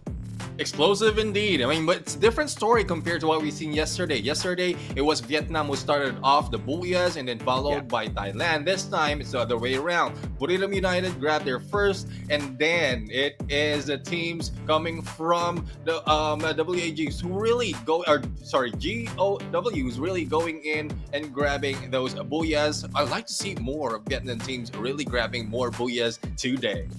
I know why. But of course, there's a little bit of hope here. There's definitely hope here.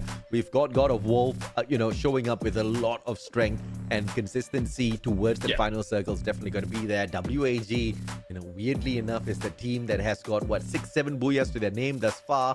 And they're one of the teams with the most number of booyahs, but towards the bottom of the leaderboard, which is a shocker. So they're definitely a potential to get into the final circle. And Buriram doesn't seem super dangerous. I mean, yes, of course, they did take the booyah at Bermuda, but it's not that usual ruthless Buriram that we see out there looking for points, right? They're just chilling, getting into the final circle, doing what they need to do because they have to work. And they don't seem to be phased at all because there's no reason to be phased at all. There's no competition, bro. I mean, the entirety of the difference that they have is pretty much the entirety of I would say, the ones trying to catch up to the top 12. So there's really no reason for them to be faced. Reverse Red is, though they're not playing today, is still in there, a huge lead between them. The same goes for Team Falcons, who we are not seeing that much for this day. Absolutely, man. And of course, I wonder if or not Buriram can extend the 246-point lead to a 300-point lead, which is just... I mean, if it wasn't already mind-blowing to have a 100-point lead, now they are 200, and 300 is just not so far away, right? Because if they do reach 300 points in terms of a lead, the lead itself is basically what Homeboys has, the whole knockout stage from 60 games. I mean, that's tough, really, for the side of Homeboys. They were struggling. They tried to show some signs of hope yesterday, but it's not showing this time around because, they're not playing first. And it's very difficult, really, to compete against the teams who's put you down so many times. But going back to the schedule right now, as mentioned, it has been started off by Thailand and then followed by Vietnam. And we want to see more of Vietnam teams move up, especially coming from, first off, is God of Wolf, who did that already, and as well as Team Flash, who's still struggling, though, but still has a good potential to grab their first booyah. Oh yeah, absolutely right. Of course, but my main focus is going to still be on Attack All Around, looking at how hungry they are to catch up and to maintain their 5th spot on the overall leaderboard, right? EVOS Divine obviously trying to hunt them down, but they have not been very lucky in here today. 13 points from 2 games, and Indostar's facing a similar fate except slightly worse, 11 points from 2 games. So both the Indonesian teams doing very badly as we kick off today. Yeah, I mean, if I am a team being hunted, or rather, if I be the team who wants to hunt another team, then it's easy for them to be spotted early. First off, they know the initial drop, as well as they know how many they need as well to be able to catch up. And like from the start of the day, EVOS Divine is leading Attack All Around by not that much, and Attack All Around has already pulled away with 28 points in difference. But we are now jumping in to Alpine, and you know how it is in terms of Alpine. It is still Buriram United taking the lead 7 on the Booyah in this map, and it's double, more than double than the highest from the other team. Oh yeah, absolutely. And of course, Buriram is once again in a league of their own. There's just nothing that can stop them, nothing that can touch them. The only question is whether they're going to go for another Booyah on Alpine. They did it yesterday. We were like, okay, you know, they're the strongest team, blah, blah, blah, blah, blah. And yet they were like, yes, we are the strongest team. This is our strongest map. And we're not going to just give it away to someone else, right? Obviously, we want to maintain dominance here. And it looks like they're going to be doing exactly that, man, because Team Falcons has... I don't know, given up on being the dominant ones in the competition, or maybe they've got a new strat. Just make everybody underestimate us, and then boom, we make a fantastic comeback in the finals. Well, it's a smart move as well, because where everything resets once we get to grand finals, and it's only Point Rush that will be helping them, then it's a good distance that they can make if in case there are hiding strats this time of the competition. But yeah, if you're going against a team who I believe has shown all their strategies and still haven't lost, and I don't know, it's still a tough cookie to beat. Buriram United is still bro right there on top. They most definitely are, man.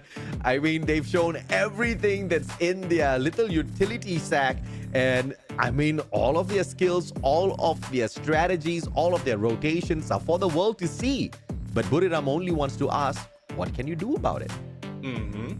I mean, so far the answer for the other teams is not that much. Because let's be honest. I mean, they did it quite slow. Well, not really quite slowly, but it doesn't match the pace compared to last week from the early parts of the knockout stage. And that is just them studying their opponent, similar to what we've seen them done game after game. They kept silent in the beginning and then throw everything towards mid to the end game, and it just translates to a bigger picture when you look at the knockout stage. Yeah, absolutely, man. And of course, the knockout stage itself is a monster of a league, right? A monster of a stage where you've got 6 weeks of play.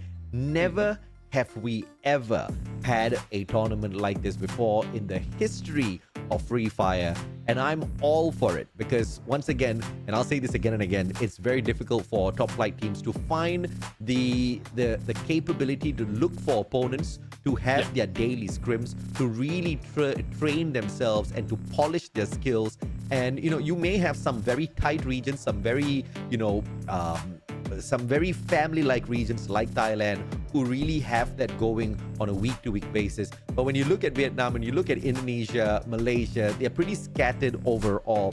So you bring them and you give them that opportunity as well. It's eventually going to help them grow their own skills as well. I mean, a team like Expand now has had 56 games, and out of those 56 games, about 40 of those have been, or about 30 plus have been against Buriram United Esports. How often do you get to say that I managed to, you know, take on the kings of Free Fire so many times to sharpen my skills, right? This is a opportunity that you don't really come across all the time. Exactly. I mean, that's it's just not about losing if in case you lose an engagement. It's about learning as well. So yeah, you might have lost, you might have been taken out that easily, and then the next time around, if you fought a little bit, learn from those mistakes, and then slowly being able to stand up against like Buriram United or Attack All Around, and that is something that you can be proud of and you can use as well in the upcoming matches. It's just pretty much like life. You might be put down the moment you stand up and get back on the horse and go and fight whatever fight you have to do, then that makes you even stronger. Absolutely, man. And of course, Dewa United Apollo, one of the Indonesian squads who are not doing too great in the overall grand scheme of things. They're still fighting for their spot in the top 12, and they're not too far away from it. Now, 76 points more that they need to hop on into the top 12, and I think they might be able to do it if they consistently find the circle, not just this week, but next week in the first day of play as well. And that they need to pull an attack all around, man. If not, it's just, you know, going to be a difficult one to face next week.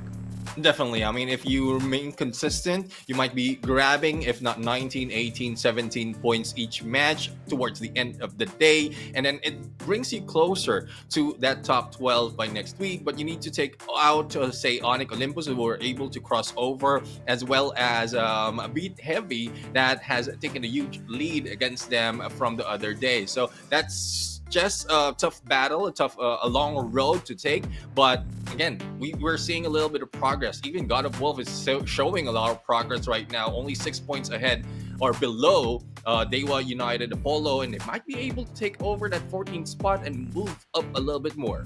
Oh, yeah, absolutely. And of course, God of Wolf themselves, a team that we have talked about so many times. They really know how to pick up those booyahs, get into that final circle. But engagement-wise, they do struggle quite a bit against the top flight teams. And that has put them in a very rough spot a lot of those times. Even if early game they are able to do well, in towards the mid to late games, a majority of those times they are losing out, too many of those gunfights, right? So, having that moment earlier for them on that booyah was definitely one to cherish. I want to see more from them, but just like Dewa United Apollo, it's going to take a lot of effort. And I don't know if or not they have enough consistency left in the bucket of plays to even make it up, because you have to look at the teams who are currently in the top 12, and they've been doing the job at least, man.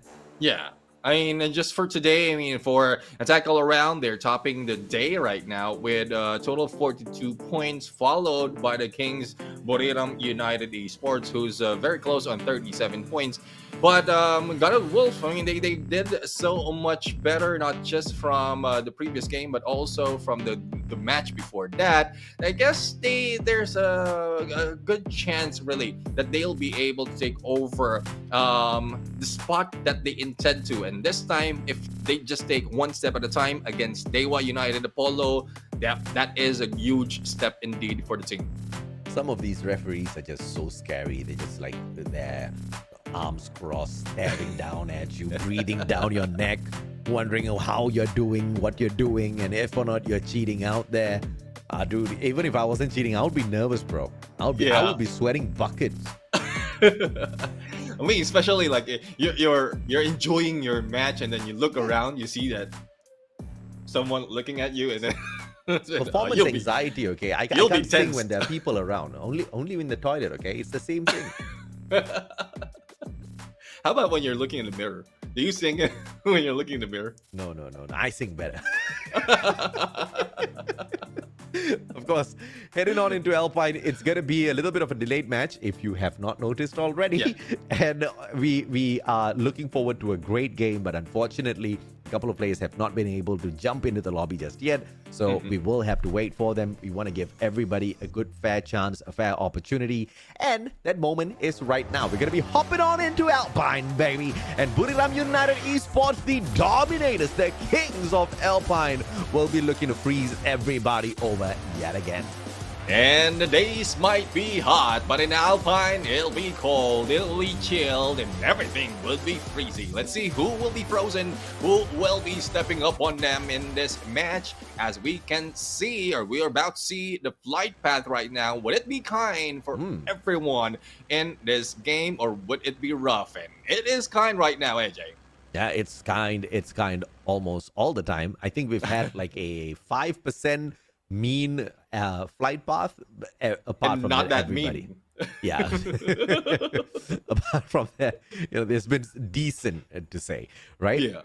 Expand over at Docks already. Railroad's been taken over by Team Flash, but Yanbin's just kind of straying forward a little bit, just playing a little bit of scouting duty before he calls the rest of his team members in. But we all know who's going to take that revival.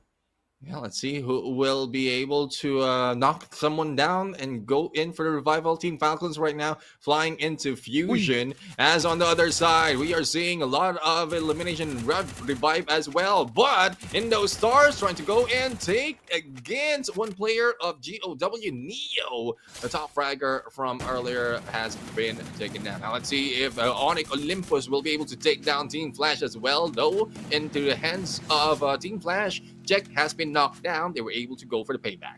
Yep, and of course, it is the elimination first from Kiba before he picks Jack right back up. Good setup. And thus far, Flash has lost 2 players already. I did not happen to see. No, that's definitely those revivals that have been brought in.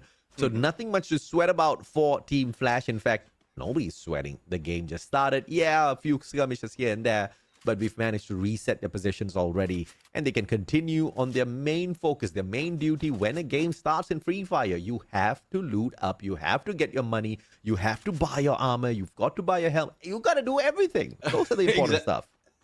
Exactly. And we talked about the revival as well. The introduction to revival really changes the pace of the game in terms of information gameplay. We did see, and you did mention about one player coming from Team Flash going for the information, how many is in it, and how many is going into a specific area. And even some of the teams can split up freely from the early parts as long as the other teams are free to loot and get those Free Fire coins and their own free spot, and then revive those who will be lost. If no one is lost, then all is good in the hood.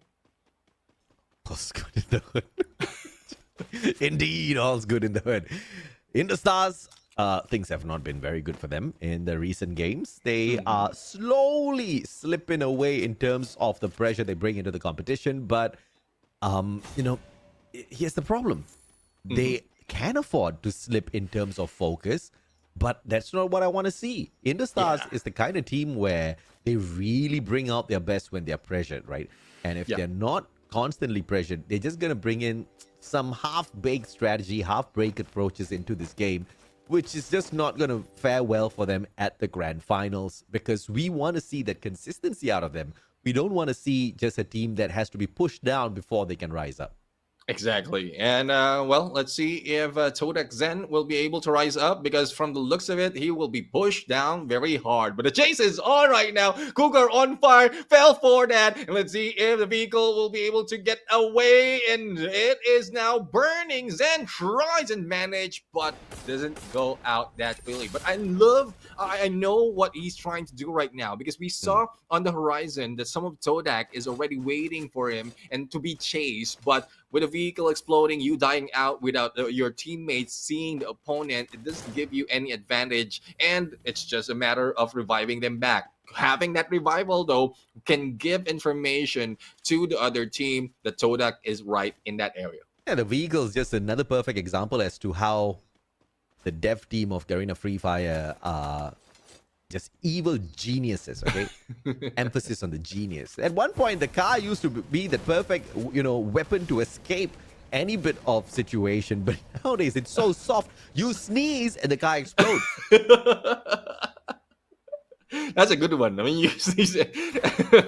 Hopefully, no one sneeze right here. Don't put up an emote that sneeze right now. But Indo Stars right now, Liam doesn't need to have the sniffles to go in for that hit, and just needs to take that high ground. 18 deer though, we're not seeing any aggressiveness coming from this guy. I guess he's learned his lesson not to go in too aggressive at some point, because most of the time, once he does, he's the first one to go down. And Raz gets tagged up by the Homer and is barely phased by it. Deanne sprays from the top with the Bison, and he needs to make the journey all over again. Neo gives his spot up. Deanne does take the headshot against 18 Deer. No eliminations just yet, and as I say that, he quickly goes in for the shutdown. And now a 2v2 between Indo-Stars and GOW. And 2 of the players, though, from Indo-Stars will be coming back, but empty-handed. Let's see what Dian will be doing right now as he's being hunted by 2 of the players. But here comes a shot, here comes a jump, but the glue wall saves Dian at that point. Raz almost going down, but Raz is the one who takes him down with a backstab against Dian. Kochil, on the other hand, will be able to save him. Now, here comes GOW stuck in the corner, literally, in this battle. Yeah, and Isaac gets away from all of that fire, the heat, and manages to take a drop as well. Dian goes in for the finisher. Lehman 18 Deer just back in here. Question is, what can they get? They've got their own loot boxes to pick up their guns and all from. So, nothing much for them to stress about at this point of time. They just need to survive this long enough. Liam has got a great SMG in hand. Not the best, but good enough. The P90. The rate of fire, the damage is sufficient. And my God, Deanne. Fantastic play with the glue wall and then flies in with the knock. 18 Deer finds the trade. Neo needs to follow up, but the glue wall blocks himself out of this equation, and his teammate gets taken out because of the decision made by him. A misplay with the glue wall, and 18 Deer comes back for the reshell. Doesn't shoot just yet. Isa down. Neo puts the final bullet in the coffin for Indostars.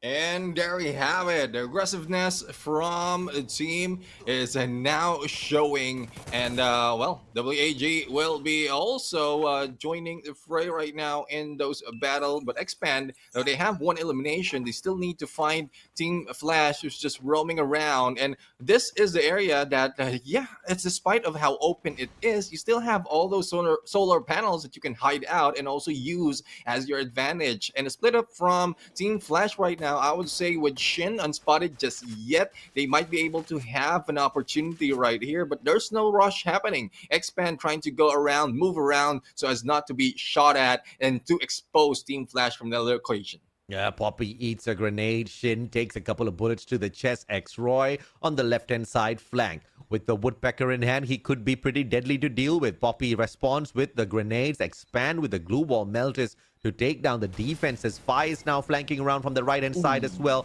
wanting to give them that backup. X-Roy out of the equation.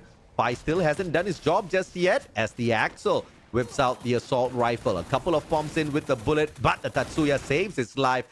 Both of them go for fires at the backstab by Axel. Brilliant play. And ring around the rosy around the glue wall, but that does not put Axel in a better spot. Crime running straight to the competition. Is this a good idea? Spots one player, and he's going to be the distraction as X-Roy, the player just revived, tries to bring the whole squad back. And X-Roy right now just gathering all the resources, all the coins that he needs to revive the rest of the teammates. And I guess that once you're in a losing battle, the only thing that you can do right now is run away and fight another time. Now, Onyx Olympus, though, they have 2 elimination, and we have yet to see as to where they will be heading and who they will be facing. But I guess they heard the gunshots, and Team Flash will be the target. Let's see if Yanbin and Poppy will be able to defend themselves against this team. 2 eliminations in hand for Onyx. And they spot Team Flash. UAV sent out. And Flash is going to be taking the jump pad to quickly reposition themselves. Shin stays back. What's the idea here? And he's going to be leaving the compound as well. So Eva's Divine, they don't really do much on the flip side of things here. They are all alone and they're just chilling, waiting for some sort of opponent to show up. I mean, that's one of the best ways to grab yourself a couple of points. Oh, yeah. I mean, just wait it out, similar to what we've seen top teams does. And especially if you are just in a good position inside the face of the circle. But those not in a good position is GOW and Team Flash right now. And they are being chased, and they will be heading into the spot where Expand has taken right now. Though they've lost the battle earlier, they might be able to fight back this time. They had plenty of time to loot up and probably gatekeep the other teams, but they're not waiting for that. We are seeing them move around already, take sides of this compound. Crime, though, will be just coming back from the revive, and I think there's a shot onto X-Roy, and X-Roy goes down. Roy again 2 times in a row. The burden for Expand, and that's a little bit of a surprise. He usually is the sharpshooter. He usually is the eliminator. The guy has a little bit of an issue that he needs to work around with. An attack all around takes Crime out of the equation as well. Expand just stuck between a rock and a hard place. Team Flash on the right. Attack all around on the left, and they have run out of options. Faiz and Axel just got brought back. They are broke. They don't really have much on them, but Axel still manages to knock Shin down onto the ground. And Limit hears the sound of his gun and instantly takes action. Axel's out, and only one final survivor for Expand now. Oh, yeah. And Shin right now for Team Flash. I mean, I like to see signs of life for this team. Headshot King right now.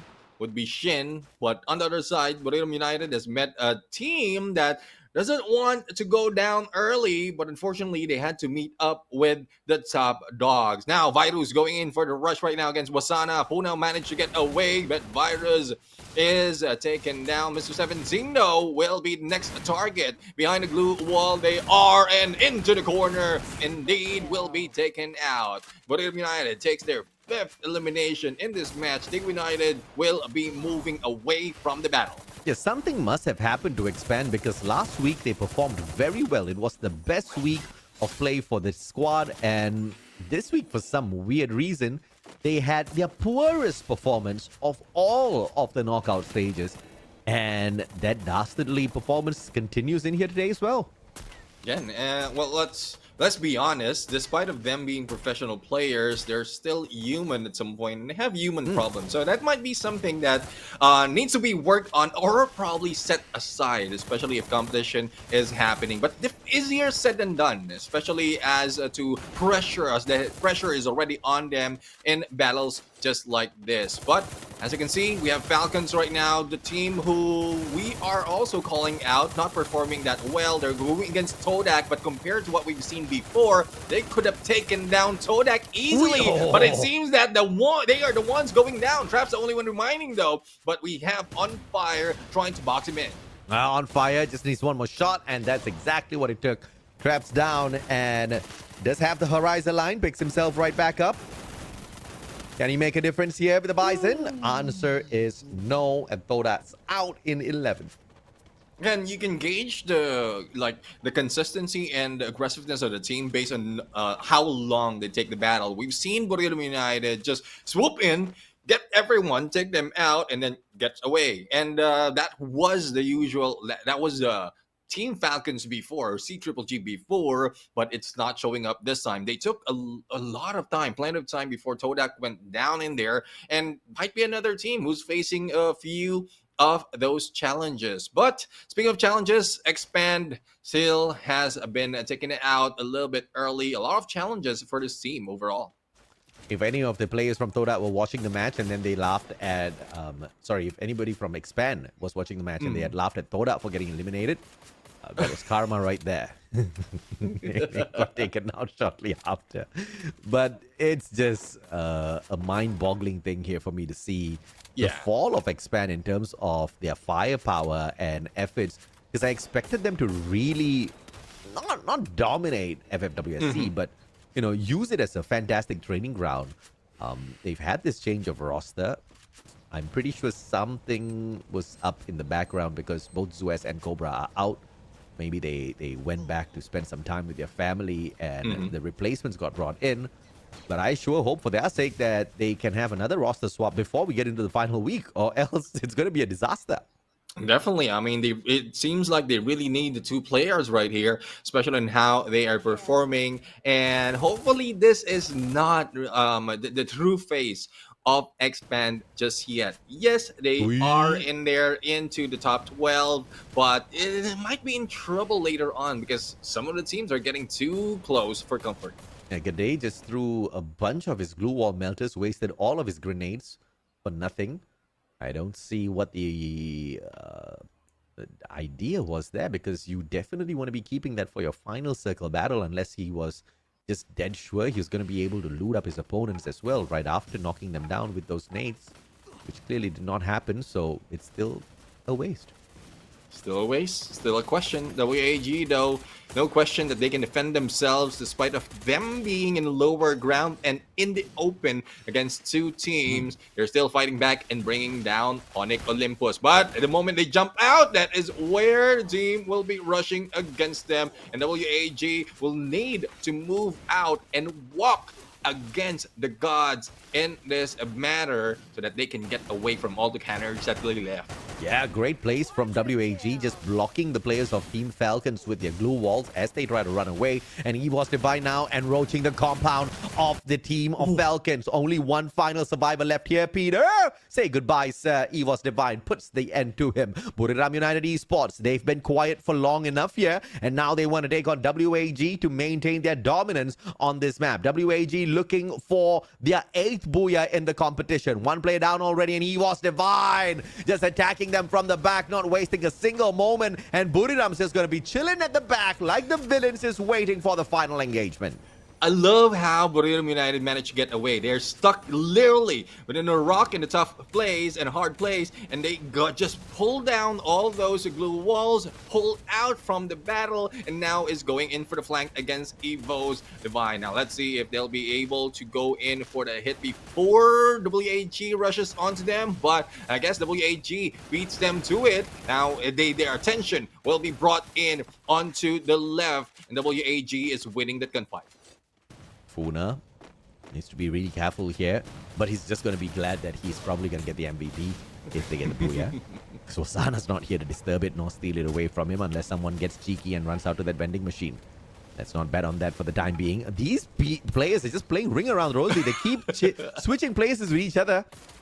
One chases the other one's chasing the last one, and then the last one is chasing the first one. And Jonah now is going to get caught out outside the circle, and he still drops Krillin, but the zone will hurt him. Ghost loses a lot of HP outside. Moshi takes advantage of that as well, just sneaking out, seeing if he can pick Jonah up. Answers no. Moshi down. Cyrus took that advantage with the Trogon, and now the circle's going to be tagging up Cyrus as well. Gade shoots up from top, and Ray will get the execution with the Trogon, and EVOS Divine with the booyah on Alpine. Well, we asked for Vietnam to grab that booyah. It's a good thing that Indonesia was able to take it away from Thailand on that final moment. Again, the ring around Rosie worked for EVOS Divine. They are not the ones chasing. They can cut the approach of the other team from the other side, and that's what they did. And let's see, we're going to see in a bit how many they've grabbed in this point. But again, Buriram United, they're still strong. Top 3 overall, and the same goes for WAG. They know how to find that final circle. Well-deserved booyah for EVOS Divine, because they could have made a rookie mistake by just forcing the engagement against WAG. WAG was stuck between the circle as well as a huge boulder. They had terrain advantage, and EVOS Divine, they went in, took that backstab, but no instant shutdown, made them change their mind and say, okay, you know what, we're going to back away from this engagement first and wait and see what happens. And that turned out to be the biggest blessing for them, because then later on, you did see WAG try to hunt down the players of Buriram, and that's when the Ring of Rosie started, right? Because if it wasn't for that, if they had finished off WAG at that encounter, Buriram would have just naded the living life out of them.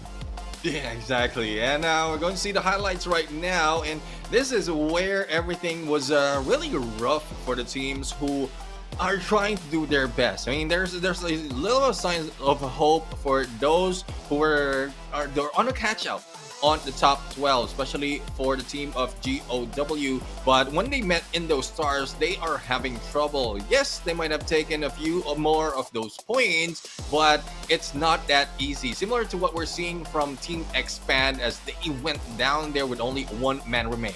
Oh yeah, absolutely, man. And of course, Toda survives decently all right until Team Falcons showed up, and it wasn't too much of a difficult journey for Falcons to wipe Toda out. And shortly after that, Expand lost their lives as well. And this was the moment where I think Buriram might have just made a slight bit mistake, with Jonah getting a little excited, pushing outside the circle. Moshi trying to save the situation by stepping out as well, which really cost Buriram the booyah.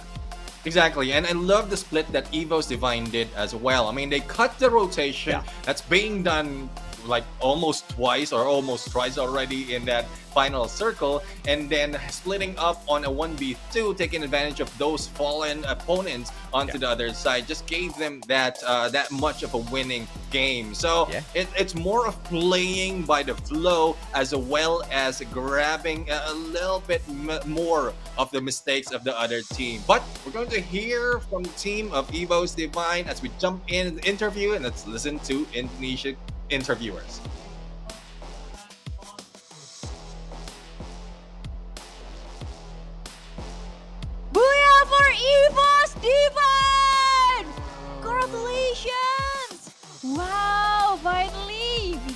Booyah today. So I want to chit chat with Razer and EVOS Divine. Hi Abax. Halo.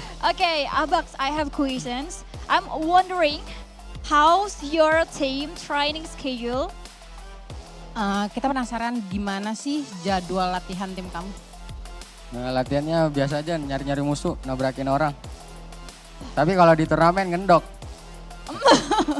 I'm scary. Yeah. Our training consists of looking for enemies, but for tournament, we usually just stay still in one place. Wow, okay. So next, what do you think about BRU 10 Booyah last week? Apa tanggapan kamu untuk 10 buyahnya Buriram minggu lalu?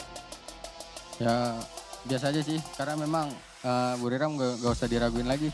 Emang mereka timnas bumi, diraguin lagi. Emang mereka emang gitu, ngeri banget. Timnas Bumi. Iya. Yeah, I think it's wonderful for Buriram's buyah last week because they're a god. Okay, so what do you want to say to Buriram? Apa? Swadikap, kapun kap. Dau. Yeah, you heard him. Apa itu? Kenok gitu. Oh, oke. Pada minta roar. Udah, thank you everyone. Okay, so thank you so much, Abax. Thank you. I hope you will give better performance Amin. for the next round. So, Udah. we ready for the next round. Are you ready? Are you ready? Okay. Caster, please take it away.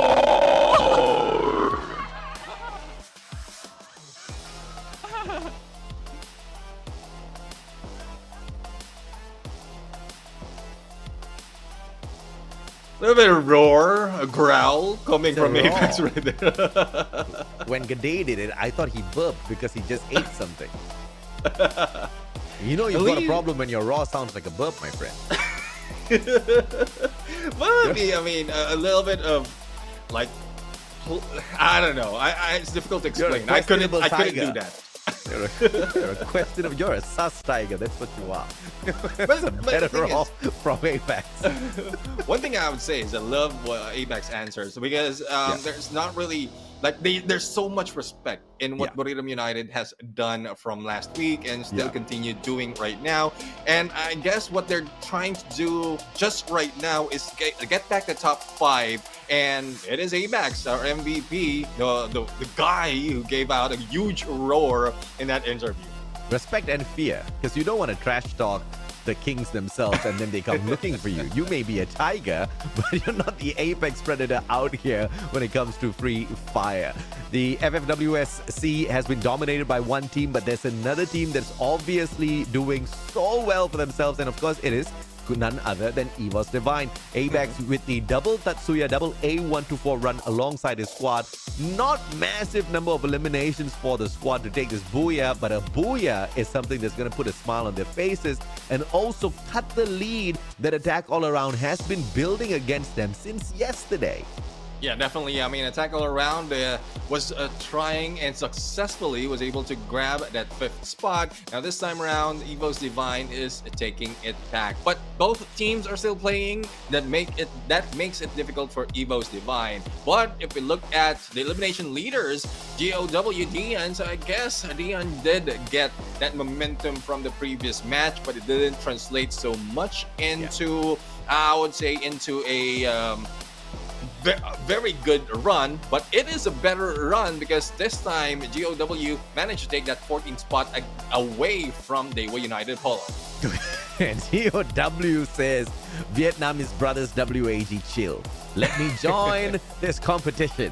5 times he got revived. He was definitely having a rough time after he became the apex predator of the previous game. He became the most hunted one in this. I feel bad for the guy.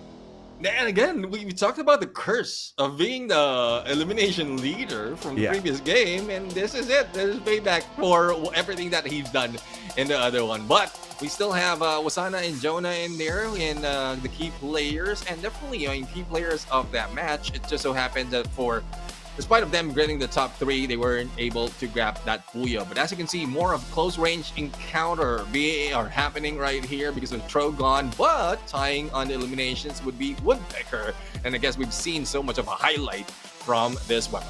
Of course, man. Of course, the Bison with the rate of fire and the decent damage output will still make it one of the favorite SMGs out there. You know, none other than the Bison if you really want to dominate some of your engagements. And also, the mag size is very decent for a long extended spray. Yeah, I mean, I've tried that in some of the games in Free Fire as well. I mean, I was surprised on the distance that you can do, especially if you're playing CS rank. Yeah, of course, yeah. But as we go into the game standings, 9 elimination and 12 in placement, a total of 21, almost being beat by Bermuda United with 11 eliminations and 3rd place. WAG doing so much more this time with tied on elimination and placement and 18 under points. A good run for WAG right now to get away from the threshold of 12 spot, and they're moving up slowly and surely.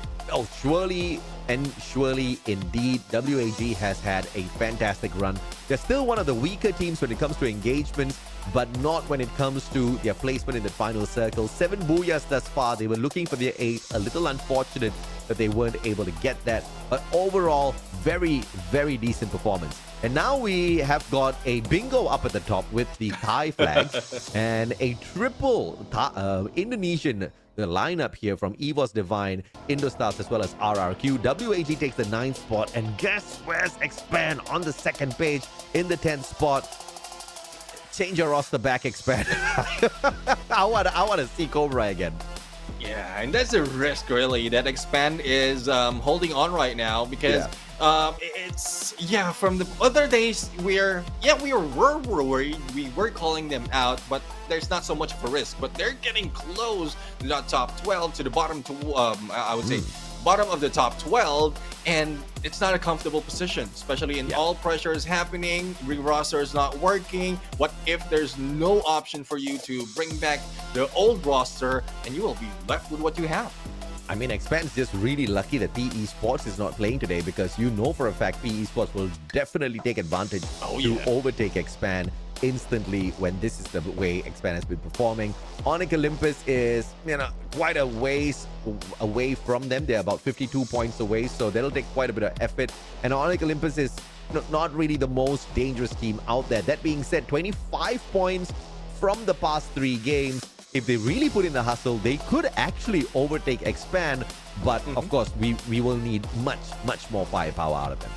Yeah, more firepower. I mean, there's a few more games though that they will be playing. Onyx Olympus did show a little bit of a great potential, but in terms of what we're seeing in their tactics it doesn't work so much in the top team. So they need to find a page from Bermuda United's book, or probably from the other teams that has been playing right now, or probably has been resting right now, so that they can outsmart them somewhat and grab all those points and probably beat down or bring Expand down to top 11.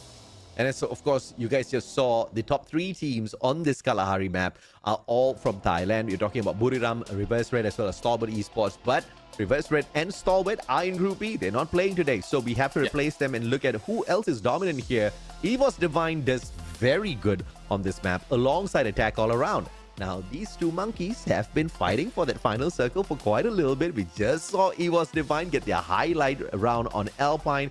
They got the booyah. We might be able to see a adrenaline-packed, momentum-based, back-to-back booyah out of the Indonesians. And let's see, we're going to jump into the desert lands of Kalahari. I know it's hot already to where everyone is, especially in Southeast Asia region, but it is what it is right now. The heat of the battle is about to happen as we start on the flight. And of course, the flight path will be looking to be mean to everybody else, but whether or not it is actually mean is yet to be seen.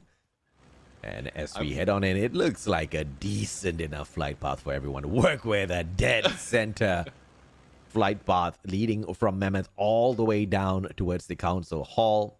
Every single space is opened up here at Kalahari, and with the hook gun now being added into the shop as well, the vending machine there's nothing much for players to complain about the terrain of Kalahari anymore.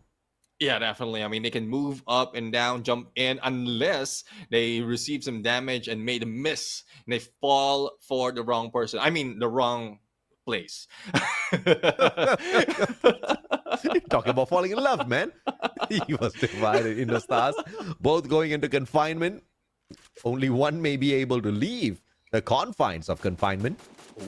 Liam on the outside has got the guns picked up already. I believe I saw an AK-47 out there on the battlefield. And Kochil just trying to take advantage from afar. It's not going to be able to tag them up decently enough for a knock.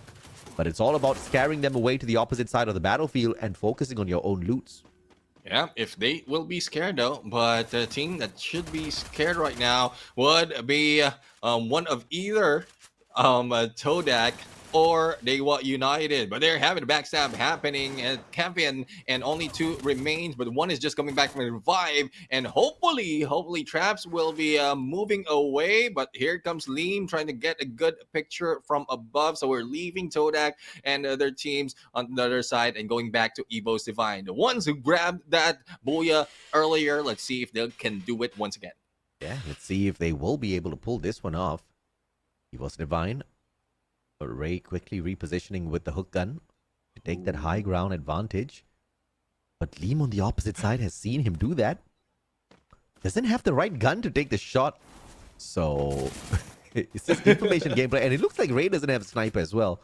It seems a tad bit premature to take that high ground. But the AUG does have quite a bit of range as an assault rifle. So it's a 50-50 here for him to be able to do enough damage against Indostars from the opposite side.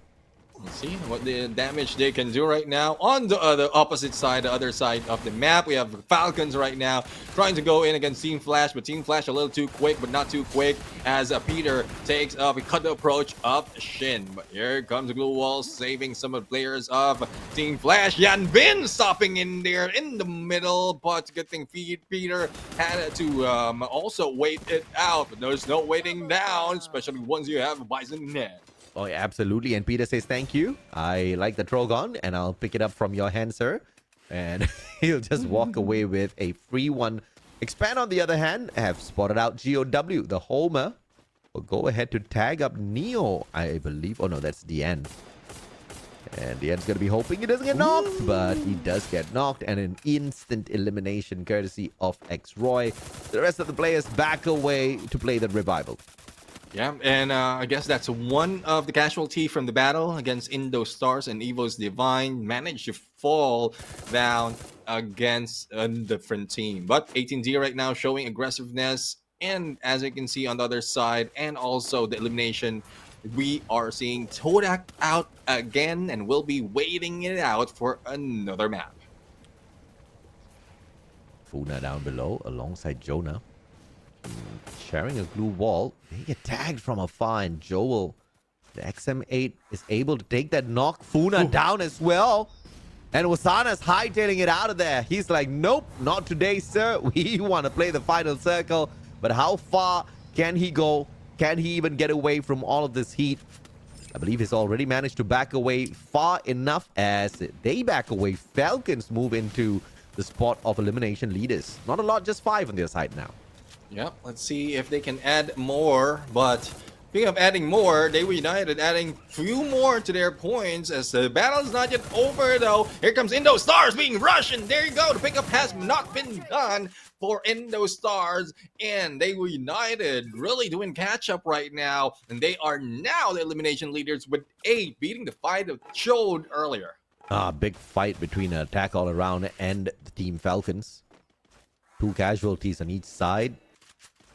The revivals are there, and the portal goal causes Coscu his life. Clearly, Coscu has given up on playing the snipes. Back to the CQC, but that one just did not go his way. Ungod with the charge buster. Could be deadly. Kuga will tag him up first. And it is the Homer that does capture him. And fought by the team, but Liam finds him from the side of Indostars. A little unfortunate. And Attack All Around has the advantage once again. If they can wipe the floor with these players, might just be good enough to put Team Falcons out. start of the run and just pelting the house now with grenade after grenade. Then he turns around, spots a player. Peter finally shut down and attack all around. Their ambush is a success. One final player to deal with Cougar from afar. He just needs to buy himself 5 seconds for a revival. Yeah, the thing is, he's being chased. Portal Go is being used to chase against him. WAG, though, on the other side, though the Ghost has been knocked down, they managed to take down 4 of the opponents that they have in front. And going back to Foundation, attack all around right now has been found by Cougar, and Cougar fights back. Creeps his claws and fangs against them one at a time. The solo players trying to survive right here, but from above, Limit might be able to get that headshot. Glue Wall in the covers, and Boon God beats him to it. Oh, beaten indeed. There is a vending machine here, so buybacks not going to be too difficult, but GOW takes an early L and an exit out of this lobby. A little unfortunate for the team. They desperately need 67 points to catch up just with Heavy alone. And Heavy's not playing today, but exiting so early just means that they have lesser chances available. Yeah, I mean, lost opportunity for them right now. More opportunities for Dewa United Apollo, as they're only 2 points below GOW. But Expand right now is taking the usual area wherein Kalahari is known for. Refinery is in here, but Team Flash just beat them to it. The only problem for Team Flash right now is they're split up. So with the Portal Code, they can regroup that easily, but the high ground has been taken by Crime and the rest of Expand. Now, if they pull out a few of those shots onto the Team Flash, and it is happening right now, some of the teammates might be going over, and they might be able to take them down. Team Flash got knocked there, and they instantly try to set up that revival. Sorry, that pickup, I have to say. And X-Roy manages to put Shin on his knees and straight up execute him. Expand's trying to finish off Team Flash here. It seems like it's not as easy as they thought that would be. Poppy's out as Yanbin does manage to get the knock on Axel and the finisher as well. And this was something they just did not expect. Crime now on the ground. But Wally, unfortunately, could not sustain the battles. Faiz will be more than happy to take that elimination. And 8 eliminations in total now for Expand. This is a different side of the team. Yep, definitely. I mean, love how it's turning up. But it's Team Flash are battling, and might not be a tough opponent. But for a tough opponent, Bermuda United right now is in here playing with the blue as well as Onyx Olympus. And Onyx Olympus, a team that a lot from yesterday has been being pushed down so as not to take the top 12, is receiving all those damage once again. Jack right now trying to bring a few of those damage and elimination onto his side. Portal Go being used as a getaway, but let's see if he'll be able to move up and let go of Bermuda United for now. Yeah, great play by Kiba. Had the Horizon line on him. And the revival picked himself right back up, and they turned the tables on Buriram.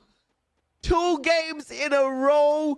Buriram now has been absolutely cold-shouldered by these teams. And it's Onyx Olympus, the team that just broke into the top 12, that snuffed them out. What a play. Definitely a play, good play indeed from Onyx Olympus. Now they are 30 points behind PE Sports, and PE Sports is not playing. And with that 10 elimination, it increases the chance for them to cross over one more spot. And with how Expand is working right now, it doesn't show that they will be running away with their position, and it can be caught up by Onyx Olympus. Now, Evo's Divine survivability as at their finest right now, especially what happened earlier. But let's see if they can grab a few more points as well as another Booyah, because they really need it right now to grab that 5. What a rotation here by Onyx. They're going to come across WAG, and they have the advantage with the high ground. But a couple of players from the side of WAG who has not completed that rotation just yet are able to take advantage as Joel gets dropped. Kiba is going in for the finisher. It looks like it is a very, very dangerous play for the players of Onyx Olympus, because They're going to keep this ground here, which means they'll have to deal with the circle in a little bit. And if WAG comes visiting, this is going to be trouble. Yeah, I mean, it will be trouble indeed. WAG has spot a compound for them to use as cover. And despite of having portal goes, let's see if Onyx Olympus will be able to get away right here. But yes, they use that already to spot a place wherein they can just wait it out for now. Attack all around, attacking around Evo's Divine right now, who's stuck in the bottom of this refiner lane. One goes down already. Aim God, Jump God will try to go in for a rush against Evo's Divine. Ray will be hit. The glue wall will stop those bullets. Yeah, beautiful play coming through from Evo's Divine. The glue wall in the nick of time, but Aim God this time not able to run away quick enough. Jump God was there for the rotation. Ray's been spotted out as well. Use your hook gun, son, to cut the distance. Ray just thanking Jump God for not being quick on his foot. And he does manage to get dagged up before he sneaks behind a container. But job well done for attack all around. They cleaned the house. But of course, not the whole house. They allowed one survivor. They left out lint. Left a little bit of lint in there and was cleaned up by the vacuum. But as you can see, a lot of teams right now is taking over the elimination leader. Earlier it was 5-8. Now this time 13. Let's see how much more Attack All Around can grab at this point. For Daewoo United, it is a good run for them. They really want to take back their point, their spot onto our standings, but Indo-Stars as well is doing pretty much better at this point. WAG though, a team that we rarely see at this engagement, is now showing up, being gunned down by Daewoo United. The only question is, will they be able to defend themselves, especially with Portal Ghost already set up to flank them? They were United with 9 eliminations. This is a decent enough performance from them. The question is how much more. Team Falcons getting snuffed by Indo-Stars. And there is that little tag there by the A124, and on fire, straight up on fire as he takes the fight to 18D and gang. But the Charge Buster will find his chest and an easy pickup, and Team Falcons basically just lost the fight by that rush there. A little unnecessary. They had 2 players. They could have at least stuck together. Can't really depend on those revivals at this point of time. But Daewoo United now finding their own fair share of strength out there to deal with. WAG with a high ground advantage, and they'll have to eat a couple of nades from Onyx Olympus. Daewoo United as well. WAG hunting 2 Indonesian squads at the same time. Let's see who will take a win in here. And Daewoo United not looking good for them. Onyx Olympus is just waiting for them to jump out of that. And Kiba managed to get away, put up a glue wall to set up the escape for the rest surviving this battle. Though Joel has been brought down and eliminated in this match, they can go and fight against those above them, which is WAG. But WAG managed to save up a few of those resources, as well as managed to get the lead into the blue as well. That might be troublesome for Onyx Olympus. I can't believe what I'm seeing. Onyx Olympus actually moving on in towards their final circle as well. Can they find a solid 30 from this game in itself to take a jump, to take a leap over PE Sports? The Indonesians doing the absolute unthinkable to join the rest of their brothers up there. But of course, the journey to overtake even WAG is going to be quite the tough one for them. Indo-Stars down, Kochil and Raz. The pickup should be decently easy here. But WAG is just continuously pelting them in all of those grenades. Glue wall melters to take down their defenses. Raz down. Kochil, the final player available. And unfortunately for Indo-Stars, everybody was gunning for them at the same time. And now attack all around with 16 eliminations strong. Attacking from the opposite side of the battlefield. And Onyx Olympus with just Jack alone. WAG chipping in from the left. Attack all around from the right. And Jack now can breathe a little bit. But just a little to survive that one extra moment. Expand has one more player. Where is this player? Up above, I believe. That's the only spot that wherein you can hide out, and that happened after Carnage when WAG moved in against their team. Now here comes a flank right now. Good position for them to take the bridge or the ones underneath that platform. Keroro is the only one in there, but as you can see, Jump God and Limits already rushing in. Keroro jumps into those glue walls, and the Ghost is stuck in the middle, will be taken out. Limit damage, but not yet out. Lin also going down. down, and Jump God has jumped in above and taking all those heads. Yeah, attack all around is going to get a massive 20 elimination booyah here for sure. In fact, 21 if Expand does not perish to the blue. Cyrus on the outside, easy one for them, and attack all around with a massive booyah through 21 eliminations. And this is most likely the most tactical approach and I would say the patient gameplay that we've seen so far from Attack All Around. Yes, they have a good sight of those battling below, especially we have WAG, Onyx Olympus, as well as, if I'm not mistaken, Indo Stars in there. And that they just took their sweet time when WAG rushed in against Expand. They didn't even take a few, didn't rush in a few steps towards that area. All they had to do right now is step back, wait for them to jump in, and that's where they take advantage. And, you know, Attack All Around has just been so consistent with their plays, right? It is just ridiculous. Once again, they found that final circle, but this time the difference is they walked away with the booyah as well. And this is, of course, going to help them sneak that #1 spot right back from Buriram, who took it earlier. Yeah, definitely. I mean, I love how it's turning up. Attack All Around is showing what we've seen yesterday, despite the Buriram United being here right now. And I guess it's good, I would say, good momentum coming from these teams. Despite of Buriram United, well, they're not showing that fierce though. They are not showing that aggressive compared to the others, because Buriram United is just waiting out the other teams, but it gives more motivation for those who are in the same group or in the same battle as they are. And Falcons, really not, hitting the spot. I mean that literally and figuratively. They just don't seem the same, not very aggressive. Even when they do take those aggressive gunfights up close and personal, they don't seem to be winning them out. So something drastic needs to be changed here for Team Falcons. Whatever it is, they need to figure it out quick. Yeah, definitely. They need to change it, figure it out, and change it right now. And this is where Attack All Around really took advantage of all the carnage that's happening. And that's just the beginning. And this is where it ends. They are a 4-man strong. They have a lot of elimination. Despite of some of them being revived earlier, they didn't give up. They don't want to waste any resources and still manage prioritizing and pick up their teammates. And that's what they need. That's what they need to do to grab the 20+ point in this game, AJ. Yeah, slow and steady wins the race, right? They got to that final circle, 10 eliminations in.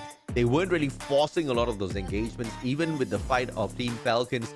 It was a little bit of a surprising maneuver that they pulled. They walked straight into that battle, even though they were 1 man short. And thankfully for their own luck, Team Falcons pulled off that wrong move, right? Cosq just rushed on into that battle and kind of faltered, and that put Team Falcons in a very rough situation. But speaking of rough situations, let's see if or not in the Booyah interview, Attack All Around will be stumped by some tough questions. We'll be back with you guys. And this is Purgatory from Attack All Around 3A or 3A ของเรานั่นเองนะคะ Purgatory นะคะ the youngest pro player in Thailand in the league right now. This is his first year to attend the international league. Okay. It looks like that Attack All Around get in the form already. How to maintain the standard of your play?ตอนนี้เหมือนว่าทีมเราก็เลยฟอร์มเริ่มกลับมาคงที่กับเป็นสแตนดาร์ดแล้วมีเทคนิคอะไรแชร์ไหมคะว่าทำไมเราถึงรักษามาตรฐานการเล่นก็ขยันซ้อมเรื่อยๆครับพูดคุยกันในทีมให้มากกว่าเดิม The key is like keep training and communicate with the team. Okay, and sorry, I'm so excited when I see his smile. You know that many fans of yours like to see your smile, Purgatory, because we see him since he is 11, 12. First time I see him. ครั้งแรกที่มาแข่งอายุเท่าไหร่คะ The first season 12นะครับใช่แล้วที่เจอเราตั้งแต่ตอน 11 เลยใส่เสื้อไซส์ L ตัวโคตรโค้งเลย I feel so old right now. Okay, what you gonna do next? คิดว่าจะทำอะไรต่อหลังจากวีคนี้หลังจากวีคนี้ครับคงเก็บคะแนนไปเรื่อยครับ We will try to achieve more score. So do you think that you can keep in the top 5 till the end of this round, or maybe EVOS will คิดว่าเราจะอยู่ในตอนนี้เราอยู่ในท็อป 5 แล้ว คิดว่าเราจะอยู่ท็อป 5 ยันจบวีคหน้าไหมเพราะว่าตอนนี้ EVOS ก็ตามเรามาติดๆจะโดนแย่งไหม คิดว่าได้ครับเพราะว่าอีโวก็ไม่เท่าไหร่ I think I can still maintain in top 5 because EVOS just Okay. You know. Okay. No need to translate that. Okay, I saw that EVOS have their signature roar. Can you give you some attack all round style of roar? คำราม กับ EVOS เขามีคำรามใส่กล้องแล้วแบบ attack all เรามีท่าอะไรไหมคะ หรือว่าจะคำรามกับเงี้ยว ไม่มี เงี้ยวสักนิดนึงสไตล์คุณคิดว่าคำรามของคุณเนี่ยเป็นแบบไหน คำราม ใน 3 3 2 1 That's kind of cute that I talk about. So cute. And this is Purgatory from Attack All Round. So let's jump to Attack All Round นะคะจะพูดว่ามินนะอีกแล้ว And now back to you, Shoutcaster.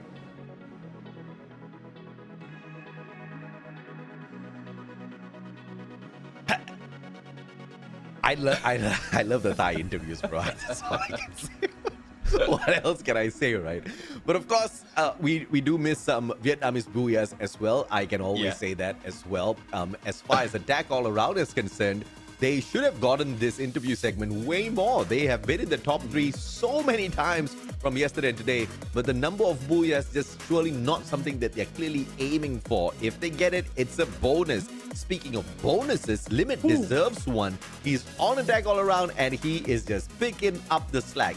8 eliminations, 11 knockdowns. He was integral for that battle against Team Falcons earlier.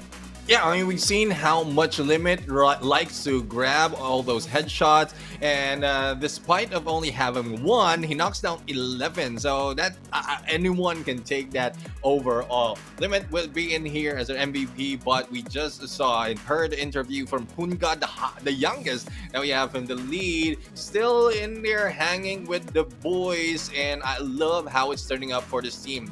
The reason why they don't have that much of a top 3 in terms of percentage is because they only showed up like halfway through the knockout stage, and it's only now we're seeing more of attack all around taking those booyah. 21 eliminations in total for a total of 33 points from this lobby. It was a massive one for attack all around and truly a well-deserved one. Both Poongot and Limit take the top 2 spots for the elimination leaders, and right behind them stands Onyx Jack with 4 eliminations, equalizing against Cyrus and Krillin. And WAG, you know, it's just so sad that this is a team that's up and down, because once they find their rhythm, I tell you, we're going to have a top flight team on our hands. Oh, definitely. I really love to see how they will evolve right now, walking amongst gods, really becoming gods themselves. But as we look into key players, we have Volley. I think this is the first time we are seeing Volley right now. 3 times revived. And Peter right now with 2 rescues for the teams. And the revived teammates would be G'day. And it's not looking good for EVOS Divine, whereas you have to revive your teammates 4 times. Oh yeah, absolutely right. And of course, EVOS Divine not very pleased with what happened out there, because they got taken out a tad bit too early, which means they could not keep up with the points that Attack All Around picked up, and Attack All Around picked up massive number of points, just like we just mentioned. And this is just going to increase the gap between EVOS Divine and Attack All Around, as they're just neck and neck beside each other in the 5th and 6th spot. Speaking of neck and neck, it is equal here with the number of eliminations between the top 2 guns used in this lobby, the Woodpecker and the Trogon. Surprisingly, the Charge Buster will be up on the screen right now. You seldom see this anymore. But again, we've seen some of the players really use this in great potential. The charging might not be that fast, but the damage that can be pulled in can be lethal. But going in, speaking of lethal, the lethal teams that attack all around, 21 eliminations, adding up to 33 points, pulling away from Evo's Divine, who is in their 9th place with only 5 points. WAG managed to grab 21 despite of being 2nd place. It's seldom that we see teams on number 2 grab 20 plus in the game. Absolutely. Onyx Olympus doing so much better for themselves this time around, getting a total of 18 points, 11 from the eliminations, and Expand had a much better recovery in this matchup. And good on them as well, because if they did not, WAG would have been able to really put some distance between themselves as well as Expand. Yeah, and that is the threat really that comes to a team, and hopefully it doesn't come to that point, because it's much easier to play to in a plan if you're not pressured of losing a spot. And hopefully they can change that round, because Expand only need 9 points to take over the spot of WAG, but WAG is just showing up right now. Speaking of point difference, RRQ Kazu, though they have been pushed down on 10th spot, they're only 1 point below, and RRQ Kazu is not even playing, so they might be pushed down on the top 12. They can catch up easily later on. Absolutely, man. And of course, teams like Heavy that are in Group B, they're not going to be able to do anything about it today. But of course, when we come back in here next week on Friday, they can have a lot of things to say. And Heavy has been performing pretty decently in the competition towards the very end. Yeah, definitely, and let's see on what they can do once they are back in play. Speaking of back, we'll be back in play in a bit. We're going to go for a quick break, so don't go away.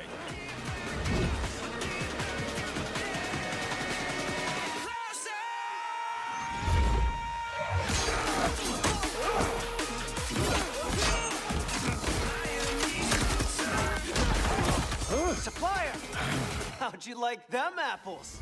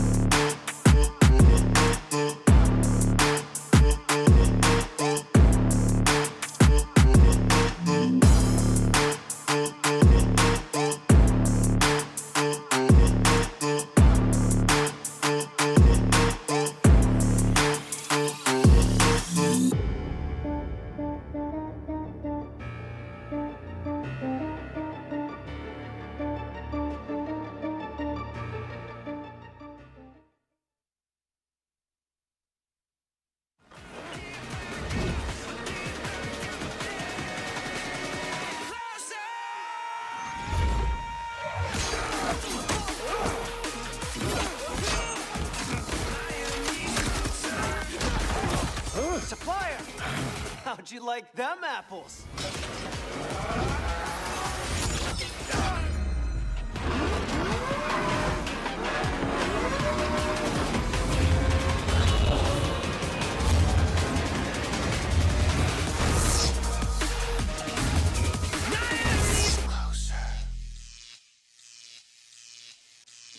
Ladies and gentlemen, welcome back to the show, and we are left with 2 more matches in day number 3 of week number 5 of the Free Fire World Series 2024 for Southeast Asia. And this is where everything is at stake, because once the rest happen, a lot of homework needs to be done and can be done for them to reach a top 12. I am Neptune the Gentleman Garcia. Together with me is the Mustachio AJ. Will be your shoutcaster for the remaining 2 matches. And just like yesterday, we have Attack All Around standing at the top of the day's leaderboard, and there is a huge potential they may be able to breach their own performance from yesterday. But of course, back-to-back, potential booyahs maybe for themselves could be in store for us as they try to get there. But this next map that we play on is not a Attack All Around map. In fact, they do struggle a little bit on Nexterra.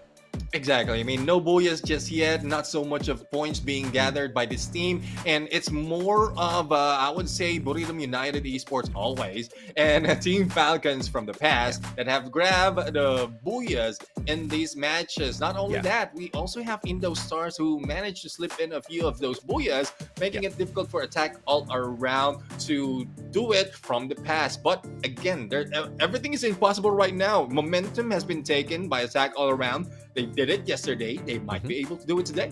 I am pretty confident in their stats as well as their consistency that they will be able to do today. But, once again, we have to bring up the fact that this is really not their map, right? Overall, they are one of the weakest teams to find the placement points for themselves at Nexterra. They are keeping themselves sustaining in the mid part of the Nexterra domination, efforts just through eliminations, which is not going to fare well for them, right? They need to find a way to circle around towards that final safe zone. And of course, eliminations part, they have been doing pretty decently well for themselves. They don't really need to stress about that too much. So understanding this map, understanding the rotations of the other teams, hopefully a good amount of break from last week to this week has given them just that. But of course, we'll have to see exactly how much of impact that has. This is the overall leaderboard. And as we said earlier, Onyx Olympus is on a slow but sure climb. And with this next match, should be able to overtake PE Sports as long as they're not the first 3 teams to get taken out.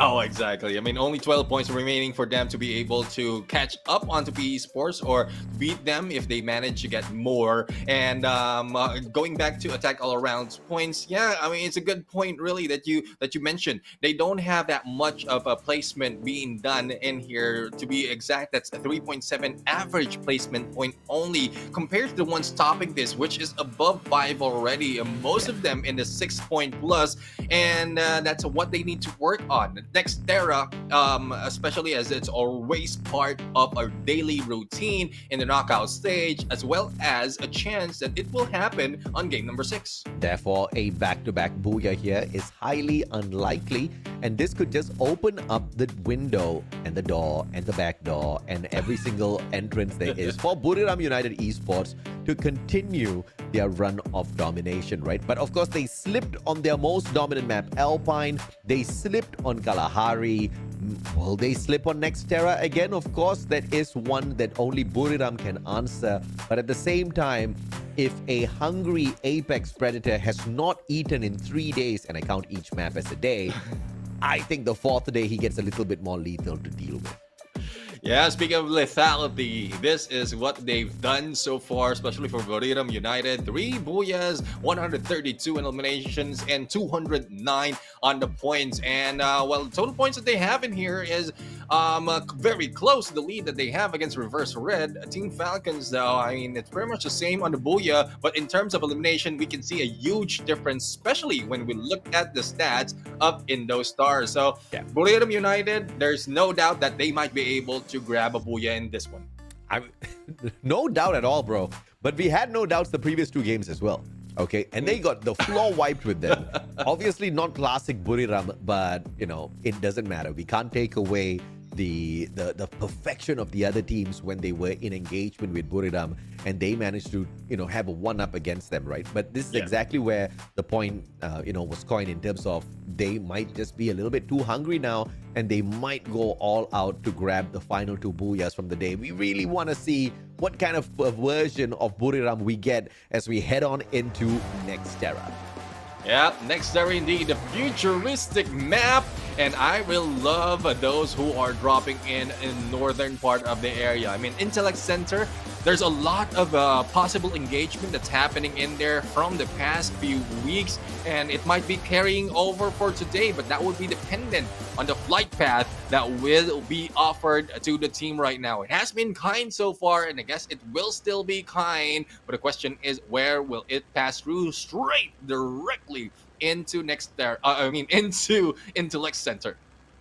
Intellect Center might just be the final dropping spot for a team like Toda, but let's see exactly where they head on into. A couple of early skirmishes for the team hasn't really been doing them all that too well. Attack all around. It's going to get comfortable at Farmtopia, and WAG is dropping right beside them. So this is very dangerous because WAG is that 50-50 team, man. We don't know whether we're getting the Booyah version of WAG or the early exiters in WAG, but Falcons losing early players doesn't look good. Yeah, let's see on how they can survive this battle. And Onyx Olympus, though, they also lost one of the players, and they're spread out a little bit. But going back to WAG, this is what we were talking about. Though Attack All Round really doesn't perform that well in this map, but WAG doesn't look like they will be performing as well, similar to what we've seen the other matches are. Clearly being gunned down, almost taken down as well, but the Ghost is already beat and get away from his body and head over to the next spot. My goodness, WAG now has only one final player left out there on the battlefield as Krillin loses his life as well. And we take a peek at the action happening here at Intellect Center, and as anticipated, Toda does take the drop here. But what I did not expect was Indostars to follow suit as well. Res, good enough discipline from him to not make a lot of noise, but he needs a little bit of backup because Zen, as he approaches his position, traps, and Kevin will be rotating from the outer wall. So he's not going to be in a lot of trouble at all, but Coach Chill just speaks on out, drops Kevin, tries to get the elimination, and spots out Zen. A good glue wall. Mini Uzi in hand, and Zen still with the Trogon, the better gun to spray him down. A little unfortunate for Coach Chill, he just did not have the right gun in hand. And Liam is just in there waiting from above, probably trying to take a headshot. But with Mini Uzi, there's not so much that you can do. And Liam needs to get away. One of the teammates has been knocked down already. Nathan Deere has nothing to do, or nothing can be done by this player. And here comes Dewa United. Hearing the gunshots, grabbing or wants to grab all those points, are coming in uninvited. Let's see if they can get all the points that they need against Toda. Yeah, Dewa United a little late to this party, but they can definitely take advantage depending on how well prepared Toda is for this next engagement. Trap speaks on out, instantly punished by Mr. 17. He can use the ties to hop on up as well. Throws a double glue wall melter. Nobody backing him up just yet. So there's no advantage taken from the drop Mr. 17 got on them. Woodpecker elimination attempt from Mr. 17 as well as he backs away to find the angle onto Toda. They respond with the ice grenade to push them away from that spot. And they are being pushed away indeed. The only question is, will Todak be too aggressive right now to fall for the trap against Dewa United? Zen right now just waiting it out on the containers, and Mr. 17, footsteps has been heard, but the nades being launched right now will not hit anyone just yet. And a little bit too close though. I'm not loving the position that Todak is taking right now. They're just putting themselves up for a trap, and Mr. 05 already a good chance to hit them down. Oh, smart play by Zen to quickly back away from that position because both him and Kevin would have just been sitting ducks with the Trogon in the hands of Mr. 05. And he has the XM8 assault rifle in hand as well for the sprays and the power in terms of shots, but just can't find enough bullets to connect to punish the players on the side of Toda. Let's see if they will be the ones punished in this engagement. Mr. 05 still in the rooftops. No one is contesting that area just yet. And they were united. Will be rushing in towards the rest. And there goes the jump. Mr. 17 will be hitting them down one at a time. Shotgun in hand. Shotgun is getting the job done here for Dewa United, and just how Toda overwhelmed the team from Indonesia. They're getting overwhelmed by another team from Indonesia. Expand, on the other hand, has managed to do quite the number on Onyx Olympus, but no full finisher just yet as Onyx Olympus goes on a revival spree. Yeah, let's see who else will need to revive in those stars right now. A team that really needed reviving earlier, as Lim was the only one remaining at this point and haven't recovered just yet from the damage that they've dealt with earlier. And even GOW spotted them, and there you go, Lim 4 HP, no way out, and will be taken down. But the job has been done. Coach Chill, 18 Deer, and Raz is back in play, and that was just an exit strategy probably to get away from that place. Great plays overall. EVOS Divine, they just need to hurry on up. Circle's not going to be buzzing around them too much, but Expand's rotation might just put them in a very risky position later on. So the best thing EVOS Divine can do for themselves is find that circle first, get a defensive compound, and then look to work something out of that. Now, let's see if they can really work out something from that. And as you can see, Daewoo United is also putting in the work against Team Falcons. On fire, spotted, nowhere to go, just trying to run around and get away, but no, the backstab coming from Team Falcons. That was part of the plan. Yes, I would be out in the open, but the rest of the teams will just be creeping in and taking you down. But speaking of takedown, Expand goes in for the takedown as well, and they grab 7 eliminations already, moving into the next phase of the circle as a attack all around. This is a team that we are not seeing perform that well, but the way I'm looking at it, they have 5 elimination, surviving and not putting themselves into the ways of the opponents. They might be getting it this time. Beautifully done by the team. And now, my goodness, another big battle about to ensue. Team Falcons did not fare all that too well against Attack All Around earlier, and Intellect Center is fully looted up already. They sent out the UAV. And obviously, Attack All Around now is now going to know there's a team right behind them. The question is, do they stay and fight or do they back away? We'll have to catch up with them in a bit. Another brotherly battle going on the opposite side of the battlefield. 2 Indonesian squads. Onyx Olympus and Dewa United take each other on. I love the position being taken by Sam 13 right now, and there goes a takedown against Joel. Even the glue wall doesn't save him, and Gardu wasn't able to run in time. Kiba is the next target right now, and there's no spotting him just yet, as Mr. 05 is just waiting on the left-hand side. If any will be going in for the flank, but moving into a different team. Bermuda United, first elimination, make that 4 elimination against EVOS Divine, instantaneously taking them one by one, and now will be introduced into Expand right now as Prime goes down. Oh, Buriram is going to be a big contender here for Expand to deal with. They all stack up on each other. Could be good, could be bad. Those grenades could be crushing. Osana with the Woodpecker quickly backs away, waiting for that backup to arrive to his location first. And as soon as Funa is there, Osana knows that he can get a tad bit aggressive, but on the opposite side, Indostars appears, and now Buriram in a lot of trouble. A lot of trouble indeed, being pinched by 2 teams. Coach Hill is trying to run around, and Moshi's being shot at, but Wasana jumps in with shotgun and takes down Coach Hill. And there's no recovery happening. 18 Deers just hiding out into the corner, as also hearing Expand from above. Now, Bermuda United has been busy with Expand earlier and might not see 18 Deer with the footsteps, as well as being sensed by Funa. Might be going into the other side and spotting them. Portal Go being used by Expand to go in reposition and probably goes in for the flank, but a little bit too far though, because they might be spotted. Looks like Expand heard us, and they're like, we'll show you, AJ, we'll show you. Yeah, show me more, please, sir. 11 eliminations already. Didn't take full advantage against that Buriram situation, as Indostars quickly back away.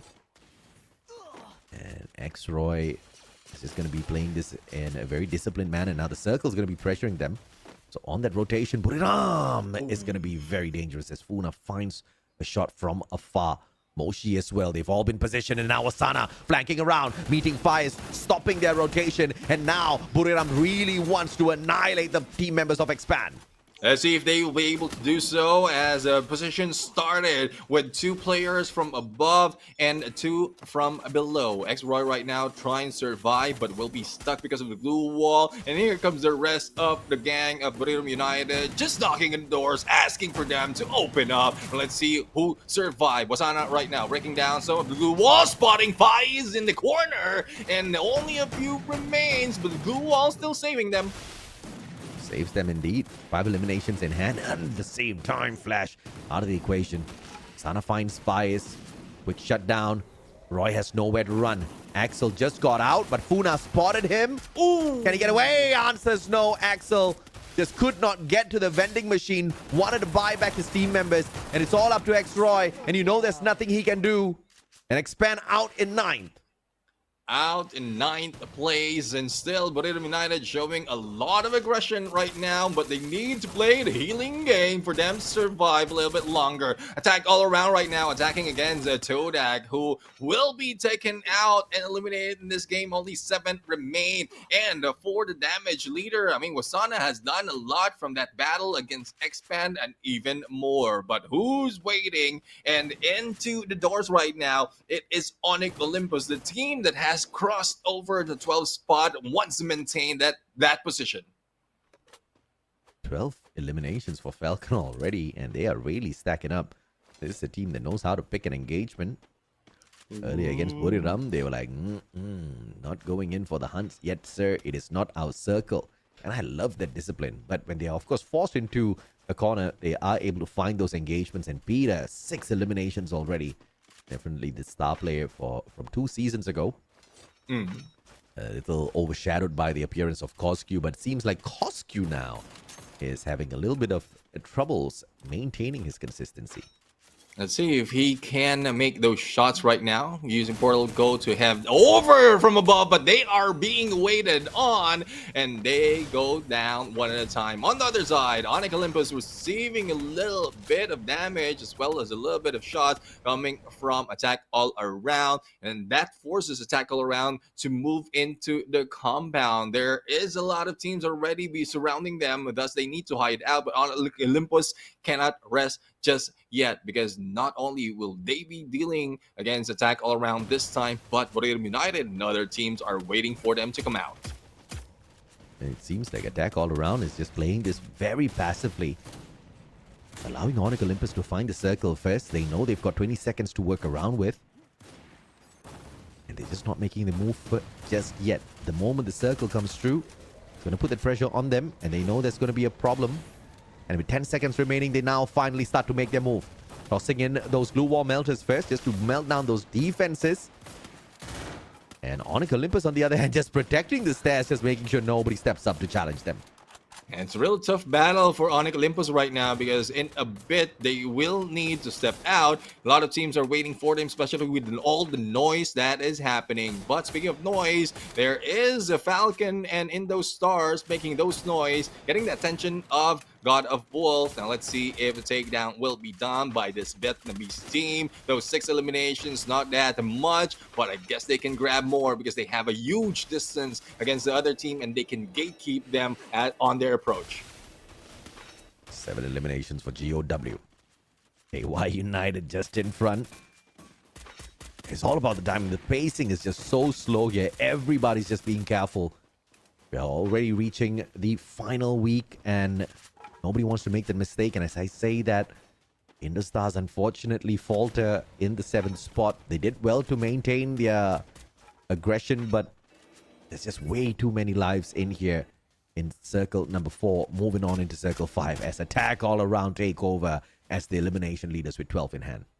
William United, though, taking the top of the robot. We've seen this gameplay from Reverse Red from the past. Let's see if it will work for William United. GOW right now receiving a little bit of damage from to the edge, as well as the glue wall mellers being thrown at them. And William United has been forced to jump down against attack all around, but they are going down like flies one at a time. Let's see who survives as Wasana gets in close and personal. Yep, 2 players down already, and this looks like it's going to be very tough for Buriram. Going up against 4 players from the side of attack all around, and looks like Limit has set himself up for success. Wasana circles around, Limit spots him out, and Limit actually jumps out of the window, and Mr. 05 from afar messes with Buriram. Poongod steals the elimination. Buriram gets nothing out of that one, and now Moshi has to force a play for the placement points. Let's see if he'll be able to survive longer in there, because in a few we are going to see the next close of the circle. Attack all around 15, and there you have it. Moshi was able to take down Isa, and this might be an opening for attack all around right now to wreak some havoc. And Dian right here together with Rip is rushing in, but they will be also introduced to Dewa United, who's just waiting in the side. All Moshi needs to do is just steal away a couple of eliminations here. This is a prime position that he's taken for himself. Dian down on the ground. Is Moshi going to nick in a couple of shots once again? Look at the position he's holding on to, man. Glue wall melt is just to make his job a tad bit more easier, but he is very close to the edge of the circle. Moshi needs to be very careful in this position. Yeah, the United, though, is also trying to be careful because they need to pick up Mr. 17. And there goes a takedown against Limit. But Sam 13 goes down by the hands of Moshi. And only 2 remains. And Moshi has no pressure indeed, because as it closes, he will also be in the middle. And he used the glue wall to stay in the middle and above everyone else. But Poongod spots him and takes him down. A tackle around goes in for another booyah in this game. Back-to-back booyah for attack all around, and very similar stats to the previous match as well. 20 eliminations this time. We were talking about them exceeding the 100-point mark, and they've just successfully done that. Oh, yes, indeed. And, well, despite of the numbers against them in this map, well, I guess we can add that one into the booyah that has been taken by attack all around for next Terra. Now we have a Jump God, Polky, Poongod, Keroro, and Limit, and there's no limit for anything that they can do at this point, especially with the momentum that they grab. This is officially the best week for attack all around throughout the whole knockout stage. 112 points they picked up yesterday, and today is not over just yet. The last time we checked in on their points, it was a total of 87 before we started this match. They just added on 12 points through the booyah, so that's a 9. That's a 99 points already. And then you got to add on 20 points for a total of 119. This has officially become the best week of play, the best day of play for the team of attack all around. And we're not even done yet. Not yet done, and really excited on what else can be done in this game. I mean, I guess with how the records is showing for this team, there's no more question they can pull off a booyah despite of the numbers going against them. And I love how they're positioning themselves even in the losing battle. They just back away in the perfect moment, but still keep their eyes on their opponent compared to the others who really just lose focus and will be running away. Thus, they are being taken down one at a time. Similar to what we've seen from Expand. That is what has been done by Buriram United against them. Oh yeah, absolutely, man. And of course, Buriram trying to get into a position to find the booyah for themselves, but just a little unfortunate to come across attack all around a tad bit too early. But this engagement against Expand shows exactly how well Buriram reads the other teams, reads the circle as well, and they maintain their dominance. And towards this part where Dewa found the team of attack all around found Buriram, managed to snuff out a majority of their players, but Moshi just with the star play towards the very end. I wonder what would have happened if he had just stood on that glue wall. He just built a glue wall bridge.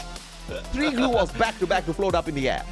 Exactly. I mean, he just missed the jump. Thus, he fell down the roll. He was gunned down in there a little bit too early. And I love how it's showing up right now in that battle, because practically they still have despite of the numbers against them, they still have the plan of grabbing that booyah in terms of survivability. But let's head over to the interview. Once again, we're going to have attack all around. It's A again, and this is K Lolo from Yay. Attack All Around ค่ะ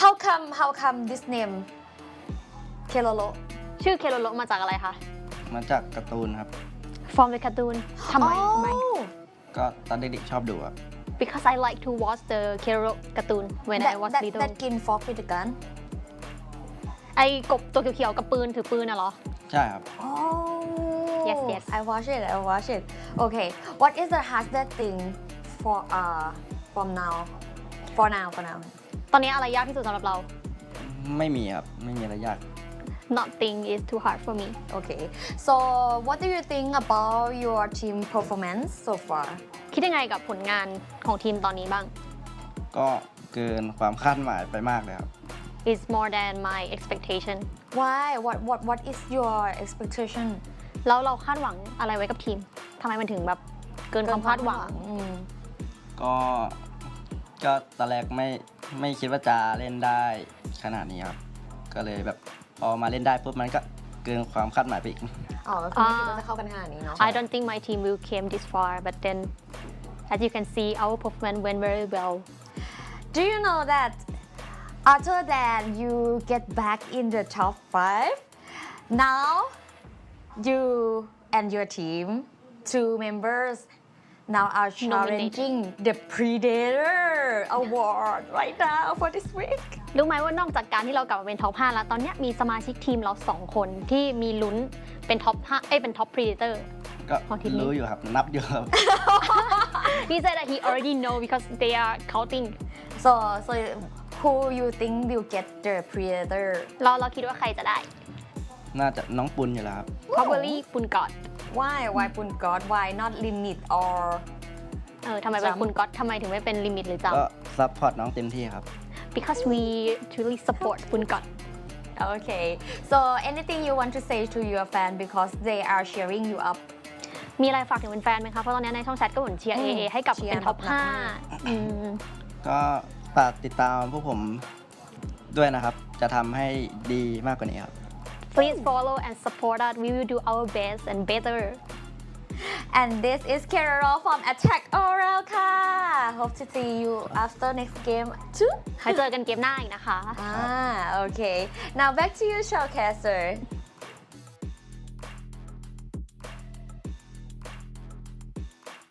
There's a high probability we'll see them again. Attack all around is blowing my mind, and this is, like I said, the best day of play they've had throughout the whole knockout stage. This is collectively the best week they've had throughout the whole knockout stage. And if you're already here, might as well push it to another game.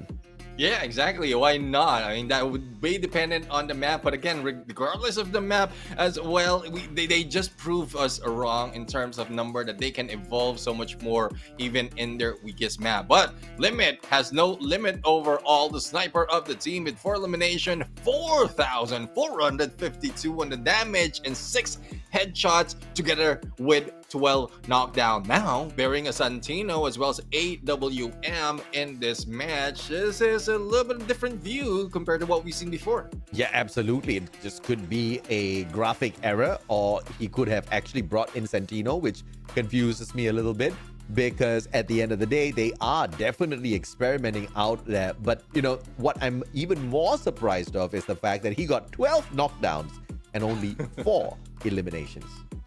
Yeah, I mean, a lot of kill steal has been done early, and we've seen that, especially coming from Moshi, who was just hanging in there from above. And it's not impossible, so despite of how much damage you can put into a battle, that a lot of teams will be able to take advantage of that. But as we look into eliminations, leader at this game, we have Jump God with 7 elimination, followed by Peter with 6 and Pungod with 5 as well. Funa follows in together with Wasana, both with 4 and still attack all around. Just from 2 players, grab 12 points. Santino did get a buff recently, and now he gets to spawn a 200 HP mannequin that autonomously travels for 25 meters. Now, the best part about it is you can actually switch places with the mannequin.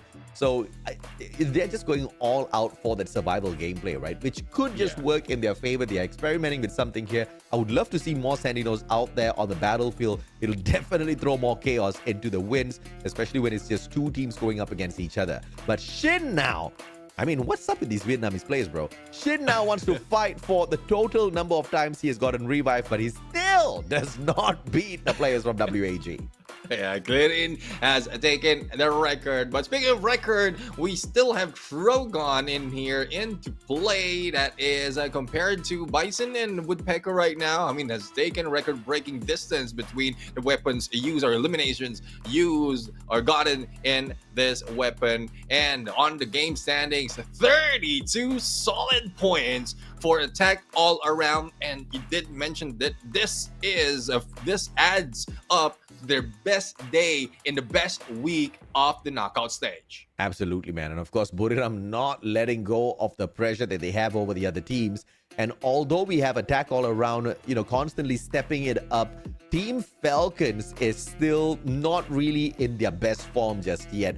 Now, Buriram United Esports has a distance of 282 points between themselves as well as Falcons. In the next game, if Falcons goes down early, Buriram happens to get the booyah, we're going to see a 300-point gap by the time we close off week number 5.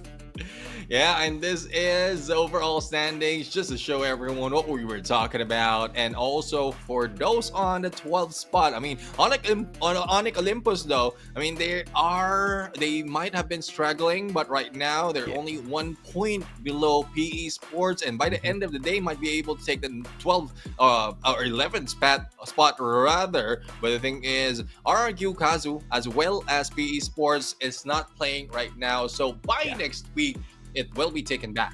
Yeah, and good for WAG as well. Their performance in here for the day has been very fancy. All they need to do is just get 3 more points to overtake Expand. I never thought I would say that. 3 points for WAG. Expand has been a little up and down. Today has not been the best of days, but it has been decent. 47 points is decent. They just need to get a booyah for themselves at this point. Now, let's see as to which map we are going to be dropped on this game number 6. The map selector will be on. And since we're talking about WAG, I'm really hoping that it would be one of their best map, because so far WAG has been doing good in terms of Bermuda. And there you have it. Bermuda it is. WAG might be taking over that 8th spot. Or like I said, Buriram could take the booyah just like we started off the day and put a 300-point gap between themselves and Falcons.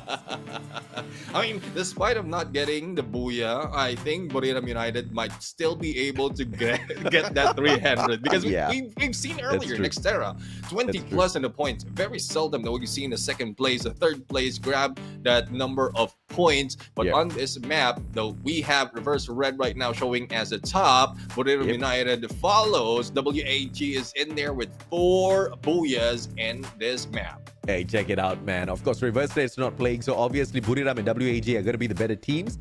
Expand, unfortunately for WAG, is very proficient at Bermuda as well.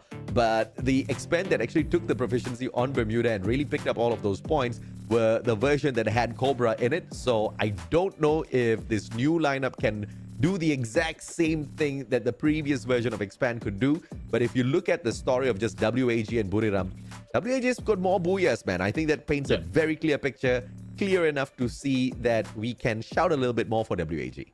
Exactly, and in terms of elimination, they are averaging a little bit more as well compared to like pretty much more of the top half of the team in this map or in this group as well. So let's see if this is a win. Will it be a booyah for WAG? Hopefully yes, and they can move up another spot. Well, that will be dependent on where Expand will lie. Another fun fact, WAG has got the most placement points as opposed to any other team from Group B, from Group A or C when it comes to Bermuda, and they have all played the exact same number of times on this map. So that's a very decent stat to hold for yourself. I mean, all I can say is good luck, WAG. I want to see you guys in that final circle. And Mars Electric is going to be their first spot here to drop into, and they are going to go in for a split drop on top of everything else. So taking a lot of risk early game, but you know, man, Pocket Markets is going to save the day if anything goes wrong. Exactly. I mean, even if they have a set one area as their drop spot, it's not bad to take a look at the other area as well, so that you will have a plan B later on, or the next time that they play Bermuda. Well, let's see on how it will be ending up right now. Bermuda United is in a battle this time against Evo's Divine, and one has been brought down already, and that is happening in peak. One elimination so far, and none of the remaining Evo's Divine players are in here. But as you can see, a lot of pressure being brought into Clearin by Dewa United. A catapult, vehicle gameplay rather, will be used to chase him down. Dewa United on the back foot. Expand, on the other hand, very early scouting mission for X-Roy, all the way out in factory, not waiting for backup. It's 800 coins rich. No helmet on the boy. Not in a battle-ready situation for Mr. X-Roy. So let's see what decision he makes shortly. And obviously, WAG is not going to be looking to go down early. But they are split up, so there's just two players there. X-Roy might be able to overwhelm them. Let's see if that happens right now. But speaking of overwhelm, Todak right now is planning to overwhelm Team Flash, but they're not giving up so much information because they don't know how many players is with Yanbin right now, and they're just scouting out the area of Riverside as well. And if we look at the map, we have two already clumped in together, vehicle in play, and one just waiting from the other side. Cosq on long range vision to take down GOW at this point, together with Cougar. Now let's see if Rip and Cougar can fight back, or Rip and DN rather can be will be able to fight back against these teams from the roof. That high ground advantage is going to be a little annoying, but Toda has Poppy all surrounded. And my goodness, how do you not take the guy down? Finally, Zendes managed to get the job done. Yanbin is watching with the Spaz 12 in hand. Can't really do much. It's not really... Yeah, people very rarely pick that gun up to use. But if you have got no other choice, you will just have to use whatever that your hands can pick up. Shin now. Woo! Crossfire. Yanbin actually manages to take Raps down. I don't know how he managed to get that spray off. And at the end of the day, Toda managing to circle around the other players of Flash either way. Yeah, let's see. Zen's gonna have... I mean, let's see if Shin can survive this battle and probably bring back some of their teammates right here. But on the other side, we are seeing Daewoo United continuing the fight in Mars Electric. And Daewoo United, they don't have a lot of backup here. If Mr. 17 gets knocked down, Dolphin's going to have a field day. And bye-bye, they say. It is Ghost that manages to find that connection, but Mr. 17 quickly expires. Cyrus and Ghost back in a way. It's a 2v2 between Dewa and WAG. And neither one wants to continue the battle at this point, I'm sure. Yeah, I guess the reason why WAG is backing off is because Daewoo United is very close to that revival. Yes, they can take advantage because of the time spent in getting that revival, but they don't want to risk it. They also want to pull away so that they can probably provide a little bit of distraction. But here comes the rest of the teams from the revive as intended. And the Ghost right now freely shooting without any contentions from the side, and shoot into that silo. We have Daewoo United going back into play. And WAG with the revivals will be able to continuously pile on this pressure on them. Portal go to back away from the battle for WAG's Ghost. And they do not want to continue this engagement anymore. And as they do, manage to circle on around and away. Indostars keeping an eye on Dolphin. Just waiting for him to show up from the opposite side of this hill. And it's an easy elimination for the squad. Yeah, I guess one of the players as well, I think that was the Ghost, has been spotted a little bit early But it's a good thing in those stars didn't shoot them down, but they know their general location. And with those gunshots, knowing that it's not coming from their team, they United would be on the foot right now to go in for the rush. Now, in the stars is also trying to go in onto the rotation as we are seeing the zone closing in, and Bermuda United will be meeting up with Expand with that. And Expand, I guess they are a little worried about getting too aggressive in the early game, and they should be. Soda, on the other hand, not too worried about small stuff like that, but they will go ahead to pay the price. But a good equalizer sent right back the way of EVOS Divine. Wings gets clipped once again, and just when I thought Soda was doing decently well, it's a track record that the Malaysian teams have with me, man. It's disappointing. One more tick for Todak at that point, and well, let's see if they can recover into the next days, because that's last game for them. Now, they United recovered one of their players because attack all around is gatekeeping them in the factory. One of them has already used the vehicle, but one didn't get away. And let's see who else can survive. Virus will not be able to spread right now as Keroro is just waiting. And onto the other side, back again, despite of losing one of the players, EVO's Divine managed to get away. And Dewa United just absolutely toasted out there on the battlefield as well. Can attack all around continuously, get them and wipe out the full squad. It looks like Sam 13 is going to be able to get a revival here. He's just trying to find a good defensive spot to hide away. Coin Machine's not going to tempt him. He needs the revival first before he does do anything else.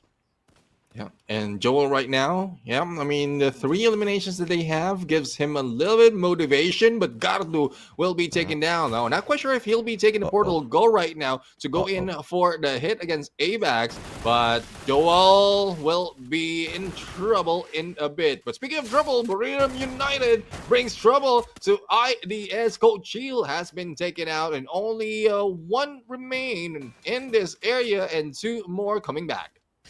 Indostars literally right above the players of Buriram. They do manage to make sure they fall slightly further away. There's one straggler on the left-hand side of Buriram, which I think they already have their eyes on. And Wasana's going in for the hunt already. EVOS Divine, Kiba manages to take a couple of pot shots. And I thought AVAX was going to pull off a monstrous 1v2.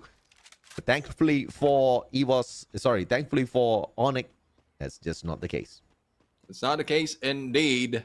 And let's see if Endo Stars will be able to survive. No, Funa missing that opportunity, but on the other side has spotted him, and still Funa managed to get the hit. And I guess there's no question that they're really on the hunt right now. There's no resting for the team, and even from afar, they're spotting a lot more. Yeah, they're going for 300 points gap, bro.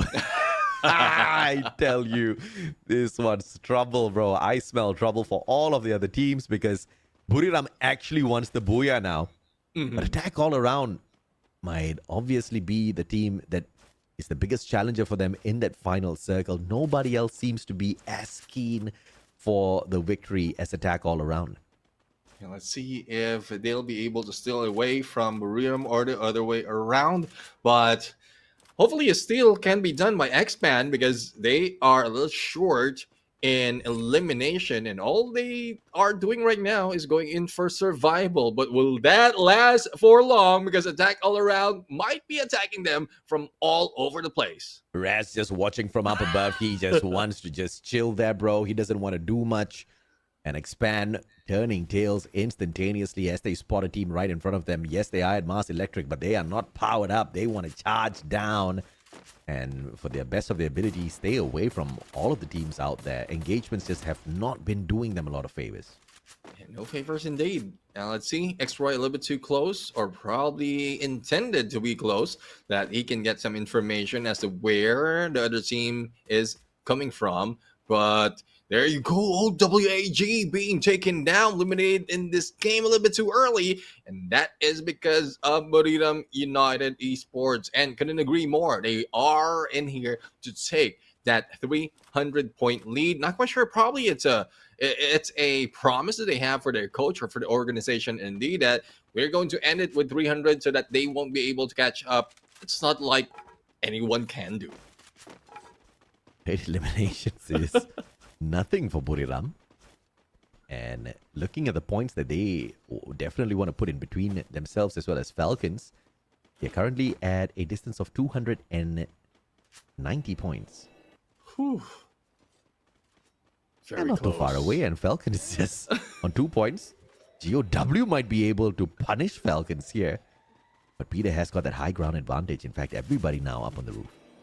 Now let's see. I guess they have spotted Neo, and there you go. The backstab in there. Even the portal goal from Neo doesn't work for him. And here comes Daewoo United. Distraction hopefully doesn't work well for Daewoo United, so that the comeback from the Falcons will be better. But Cosq losing his life on the rooftop. Cosq just making sure that Buriram can have this 300-point lead by the end of the day, I guess. Sorry, Mr. 17, I meant to say. The snipe from afar. Just punishing them just a tad bit, but not going in for the finisher. They want to focus on the circle as well, as the circle is on the move. Expand has done very well to stay around from the heat of the battle. Still 0 eliminations, taking a couple of shots courtesy of EVOS Divine, who have the roof on the opposite side in a very decent position overall in this next circle. I'm really worried about EVOS Divine at that point. If anyone will be dropping in, spotting them, and then saying, like, snitching to their teammates, they might be one nade away from going down. So let's see if that plan would work for them. I guess they're not yet. Oh, I think I'm speaking too soon, because Bermuda United might have spotted them already. High ground advantages on them. Let's see if or not they will be able to take something from this, man. I don't know if the distance between Moshi as well as the rest of these players will be able to make a big difference. Falcon slowly circling in, but they are very blessed because this part of the compound has nobody there. Where does the circle go? Ah, so far to travel. But they played this smart, instantly sending out the UAV to scan the area ahead of them before they take that rotation. All they have to do is just stick by the beach and visit GOW if they can. Yeah, I mean, they're still a little bit of preoccupied for the battle that's happening right now. But, oh, Onyx Olympus going down, but hands off Team Flash. 8 elimination from Team Flash right now. This is a different Team Flash that we are seeing. Probably it is the comfortability of Bermuda that's bringing all that aggression. Now we have EVOS Divine still in the same place, and Portal Go has been released. The only question is, where will they be brought into, and will there be anyone waiting for them? Yeah, they're waiting for some divine intervention at this point. Let's see if or not they can have that. GOW. Oh my. This is a terrible team to come across before they get into this next defensive position. And Buriram has got the better position overall with that high ground advantage. Iza just keeping his head down low. Wasana on the right-hand side flank. Jonah just making sure he keeps an eye on their backs as they take all of these shots against the players of GOW. He finds the hit mark, so Jonah knows there is a player on that right-hand side. He's going to toss on yet another grenade towards the left. Ooh. Barely tickles Iza. Yeah, bounce off in that glue wall. Glue wall has been spotted, and I don't think GOW will be let go by Bermuda United that easily. But speaking of letting go, well, some of the teams really need to let go of their position because they will be taken by the blue in a bit. It's open area overall for those surviving this phase, and Expand is just taking it very, very slow right now. One glue wall at a time, and Portal Go as well. Yeah, Portal goes straight to perhaps challenge the final player on the side of Flash. Oh, and that's a blessing for them because they read the circle well. They put themselves in a very decent position. Team Flash being gate kept by attack all around as they try to make it in the circle, and GOW eat those grenades. And now big fight. Falcons have to face off against Buriram again, and this time early before that final circle battle. Falcon right now going in for the wait as On Fire is trying to recover, but they were united in the backstab. A pinch will be done. Cosq right now is just waiting it out onto the side. Let's see if Sam 13 will be able to survive. On Fire! Surprise! A little bit of gap in there in glue wall, but Sam 13 is the one who goes down together with Mr. 17. Mr. 05 right now doing 1, 2, 3 and trying to recover with Virus. Oh, Dewa United Virus with those tags, and now Attack All Around coming to spoil their party as well. Attack All Around trying to take over from Dewa, trying to take over their responsibilities of putting out the Team Falcons from this lobby. Flash totally annihilated already. Final player taken down. EVOS Divine now facing off against Expand. Doesn't really manage to take that final battle, and everything's heating up as Expand now faces off against Buriram. Buriram United against Expand. A little bit of mismatch right now. This is a David and Goliath fight based on performance that we've seen for this week. And it is Expand who's going down one at a time. And finally, only one is up for Buriram United. Advantage being taken by Attack All Around. And there you have it. 3 booyahs. Triple booyah for Attack All Around after a massive day of performance yesterday. This has been their best week, and the adrenaline, the momentum carried on to today. And to complete their phenomenal performance from the week, a triple booyah. What a play, Attack All Around. Triple A, triple B. That is what they had to offer for this day. And with Jump God, Volky, Poon God, Keroro, and Limit. Again, another excellent game for them. Despite of them being left out in all the battle, that was part of the plan. They just distanced themselves every time. Major engagement is happening. They're aiming for the top 3 for the final circle, and then when all the chaos has died down, that's where they rush in. And we're going to find out later on how many has been done in terms of points, but no question indeed, Attack All Around knows how to grab them. Oh, yo, absolutely, man. And you know, these were all tactical reservations made out there on the battlefield in terms of when to get involved in the fight. And they did not second guess themselves. In that final circle, they were just hitting everyone down. They spotted out Dewa, they went in for the fight. They spotted out Falcons, they went in for the fight. And then for the opposite side of the battle where Buriram was taking on Expand, Attack All Around could have waited, but they said, no, we are going to shock them and make sure that they do not have enough time to recover. They patched themselves up as they were running towards Buriram. The moment they spotted them, started firing on them as well to secure the 3rd booyah within the day. Massive day, and this has been by far the best day, the best week for Attack All Around. 148 points just from today. They picked up a total of, how much did they pick up yesterday? I believe 112 points. And that is just insane for Attack All Around. Yeah, 112 points from yesterday. The record that they had was 113. They just beat it right now. And this is a good run for Attack All Around. And it doesn't look like that even for the final match, for the final map, that Buriram United slowed down. They are putting up a lot. It just so happens that Attack All Around knows the timing well, when to put that approach into play and just beat it down when their legs are cut. Yeah, I totally agree with you, man. It's all about the timing for Attack All Around, and they just did not second guess themselves at all. And of course, we have to send it back to the Thai desk to interview the champions of the day, of the week, Attack All Around. What just happened today?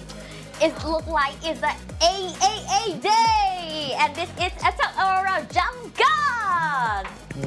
Look like we missed each other na, but so frequent today. Okay, can I ask that? What did you say in the rehearsal game?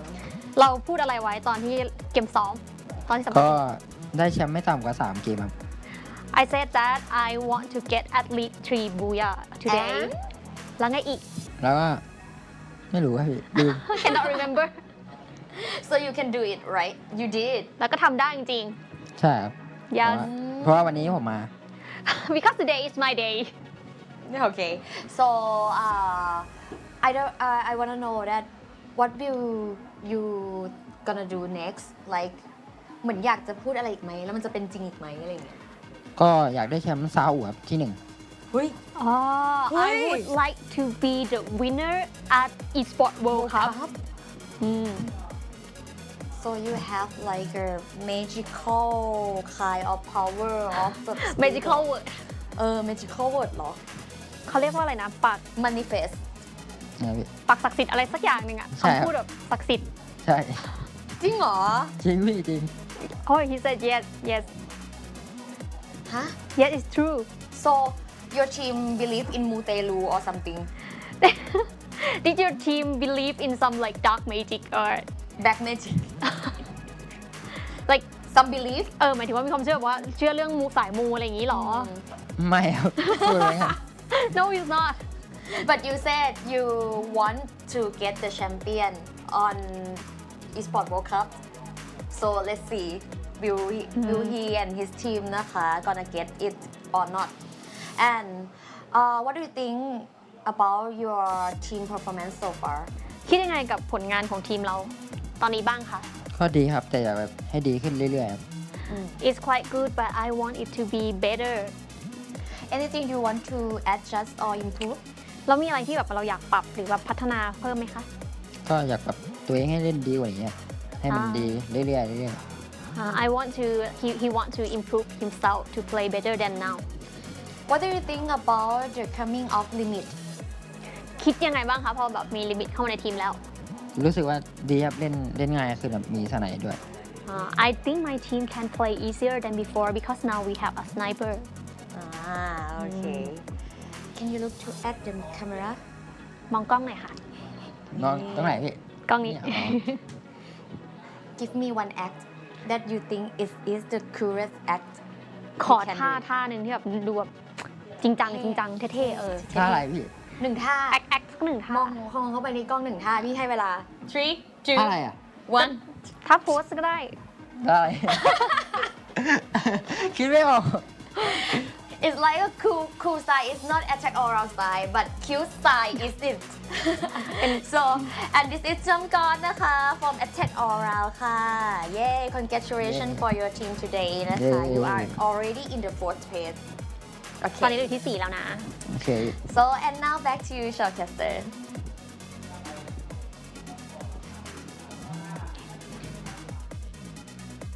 There you have it, Attack All Around just moved up another spot because of a spectacular day indeed. And, and this might come to a surprise, but I'm looking at the numbers that we have, and this might have been the first booyah that Attack All Around had in Bermuda.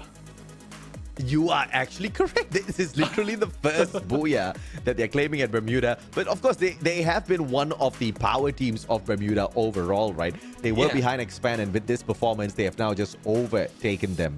Speaking of overtaking, Jamgod looking to overtake Moshi, Wasana, Funa for that MVP Titan spot. And of course, $4,000 dangling in front of him. Yeah, and as you can see right now, I mean, there's not so much of difference in terms of characters that has been used, but the gameplay overall, I mean, it's more of evolution from match number 4, 5, and 6. It's just they are getting better and better every time, and 5 eliminations from Jump God, followed by Limit with 4. Same goes with Karoro and Poon God. And I guess with how we are seeing the players, especially in the interview, they're much more relaxed today. And probably that is one of the keys of success for the team. Oh yeah, absolutely, man. And of course, in terms of the key success for the other teams here, we can see that it is all about those elimination points as well, right? Wasana, Shin, Jump God, all equal in terms of eliminations. 5 each. Limit and On Fire share 4 eliminations in terms of performance for themselves. So they're all equal there. These are the highlight players for sure in terms of those eliminations, as well as all of the hot action we've been privy to thus far. Yeah, I love the finger hearts that both Jump God and Wasana has right now. And as you can see, glue walls used from Buriram United, 21. And the destroyed is 5. So there's a lot of survivor glue walls being in here right now. But Dolphin, again, coming from WAG, I guess they're in the run in the most number of revive from the team of WAG. Yeah, WAG is just... It's either they're getting highlighted for the revives or highlighted for the eliminations because they got the booyah. It's just one end or the other. No mid-tier nonsense for WAG. I guess I like that. Yeah. I mean, well, as long as WAG can maintain their spot in top 12, we would love to see more of that from the different side of the spectrum. But Yeah. for the top 3 weapons, we still have the Trogon right now. I mean, the shotgun really does a lot. 17 eliminations in terms of that map, and Woodpecker, indeed, for the distance that has been done by the teams for that battle. But attack all around right now, grabbing 29 points. Not that high compared to the previous one, but again, as mentioned and talked about, Bermuda United, well, they grabbed 20 plus points, but the only thing is Falcons also took a few more points than them, so I guess there's no 300-point gap between them right now. Oh yeah, absolutely, man. Falcons did just enough, right? Just enough. If they had not picked up these 14 points, guaranteed there would be a 300-point gap. But look at us, right? What's the difference between 290 and 300, man? Just 10 points. It makes no difference. Buriram is still untouchable at the top of the leaderboard. But of course, 300 is a much better number than 290. Look at that, 1189. And Falcons right below them at 899 for a distance of 290 built up by the end of week 5 for Buriram United Esports, which is just nothing short of phenomenal. Now, when we look down towards the bottom of the leaderboard, you can clearly see Onyx Olympus has done amazing for themselves today. Oh, definitely. I mean, coming from below top 12 this time around in 11 and slowly pulling away, but hopefully they can do a little bit more better compared to what we've seen earlier. But speaking of pulling away, WAG, another team who managed to pull away from that threshold, and I guess there's a lot more happening, especially if Bermuda will be shown once again. But there's no pulling away from the MVP leaders right now, still the top 3. We have Moshi, Wasana, and Funa just coming from Buriram United, taking all those spots. And you know you are good when you're Moshi. You know you're good when you've actually got 2 Predators in your own team who are out there slaying all around, but you have more MVP titles on yourself because you are just the king. I am thinking Moshi's going to walk away with the 4,000 USD at the end of the day. Of course, I've got my fingers crossed for him, but in terms of the weekly Predator, Limit with the 45 eliminations, Poon God with the 44, Gem God with the 40, Attack All Around was attacking all around. Oh, definitely. And, well, though Reverse Red didn't play right now, still Diamond took the spotlight number 4 with 36 elimination. And Peter is not the same Peter who has been taking the revive anymore. He is the one bringing the players to the revive. Once again, an amazing week for Attack All Around to sneak themselves into that 4th spot. Overall, Thailand still dominates Southeast Asia. All 5 teams from Thailand stacked at the top of our leaderboard, and the gap between EVOS Divine and Stalwart to catch up with one of the Thai teams is 54 points, so that's massive. What's gonna happen? We will have to wait till next week, ladies and gentlemen, boys and girls. That's it from the Mustachio and Neptune. You guys have a good week of rest.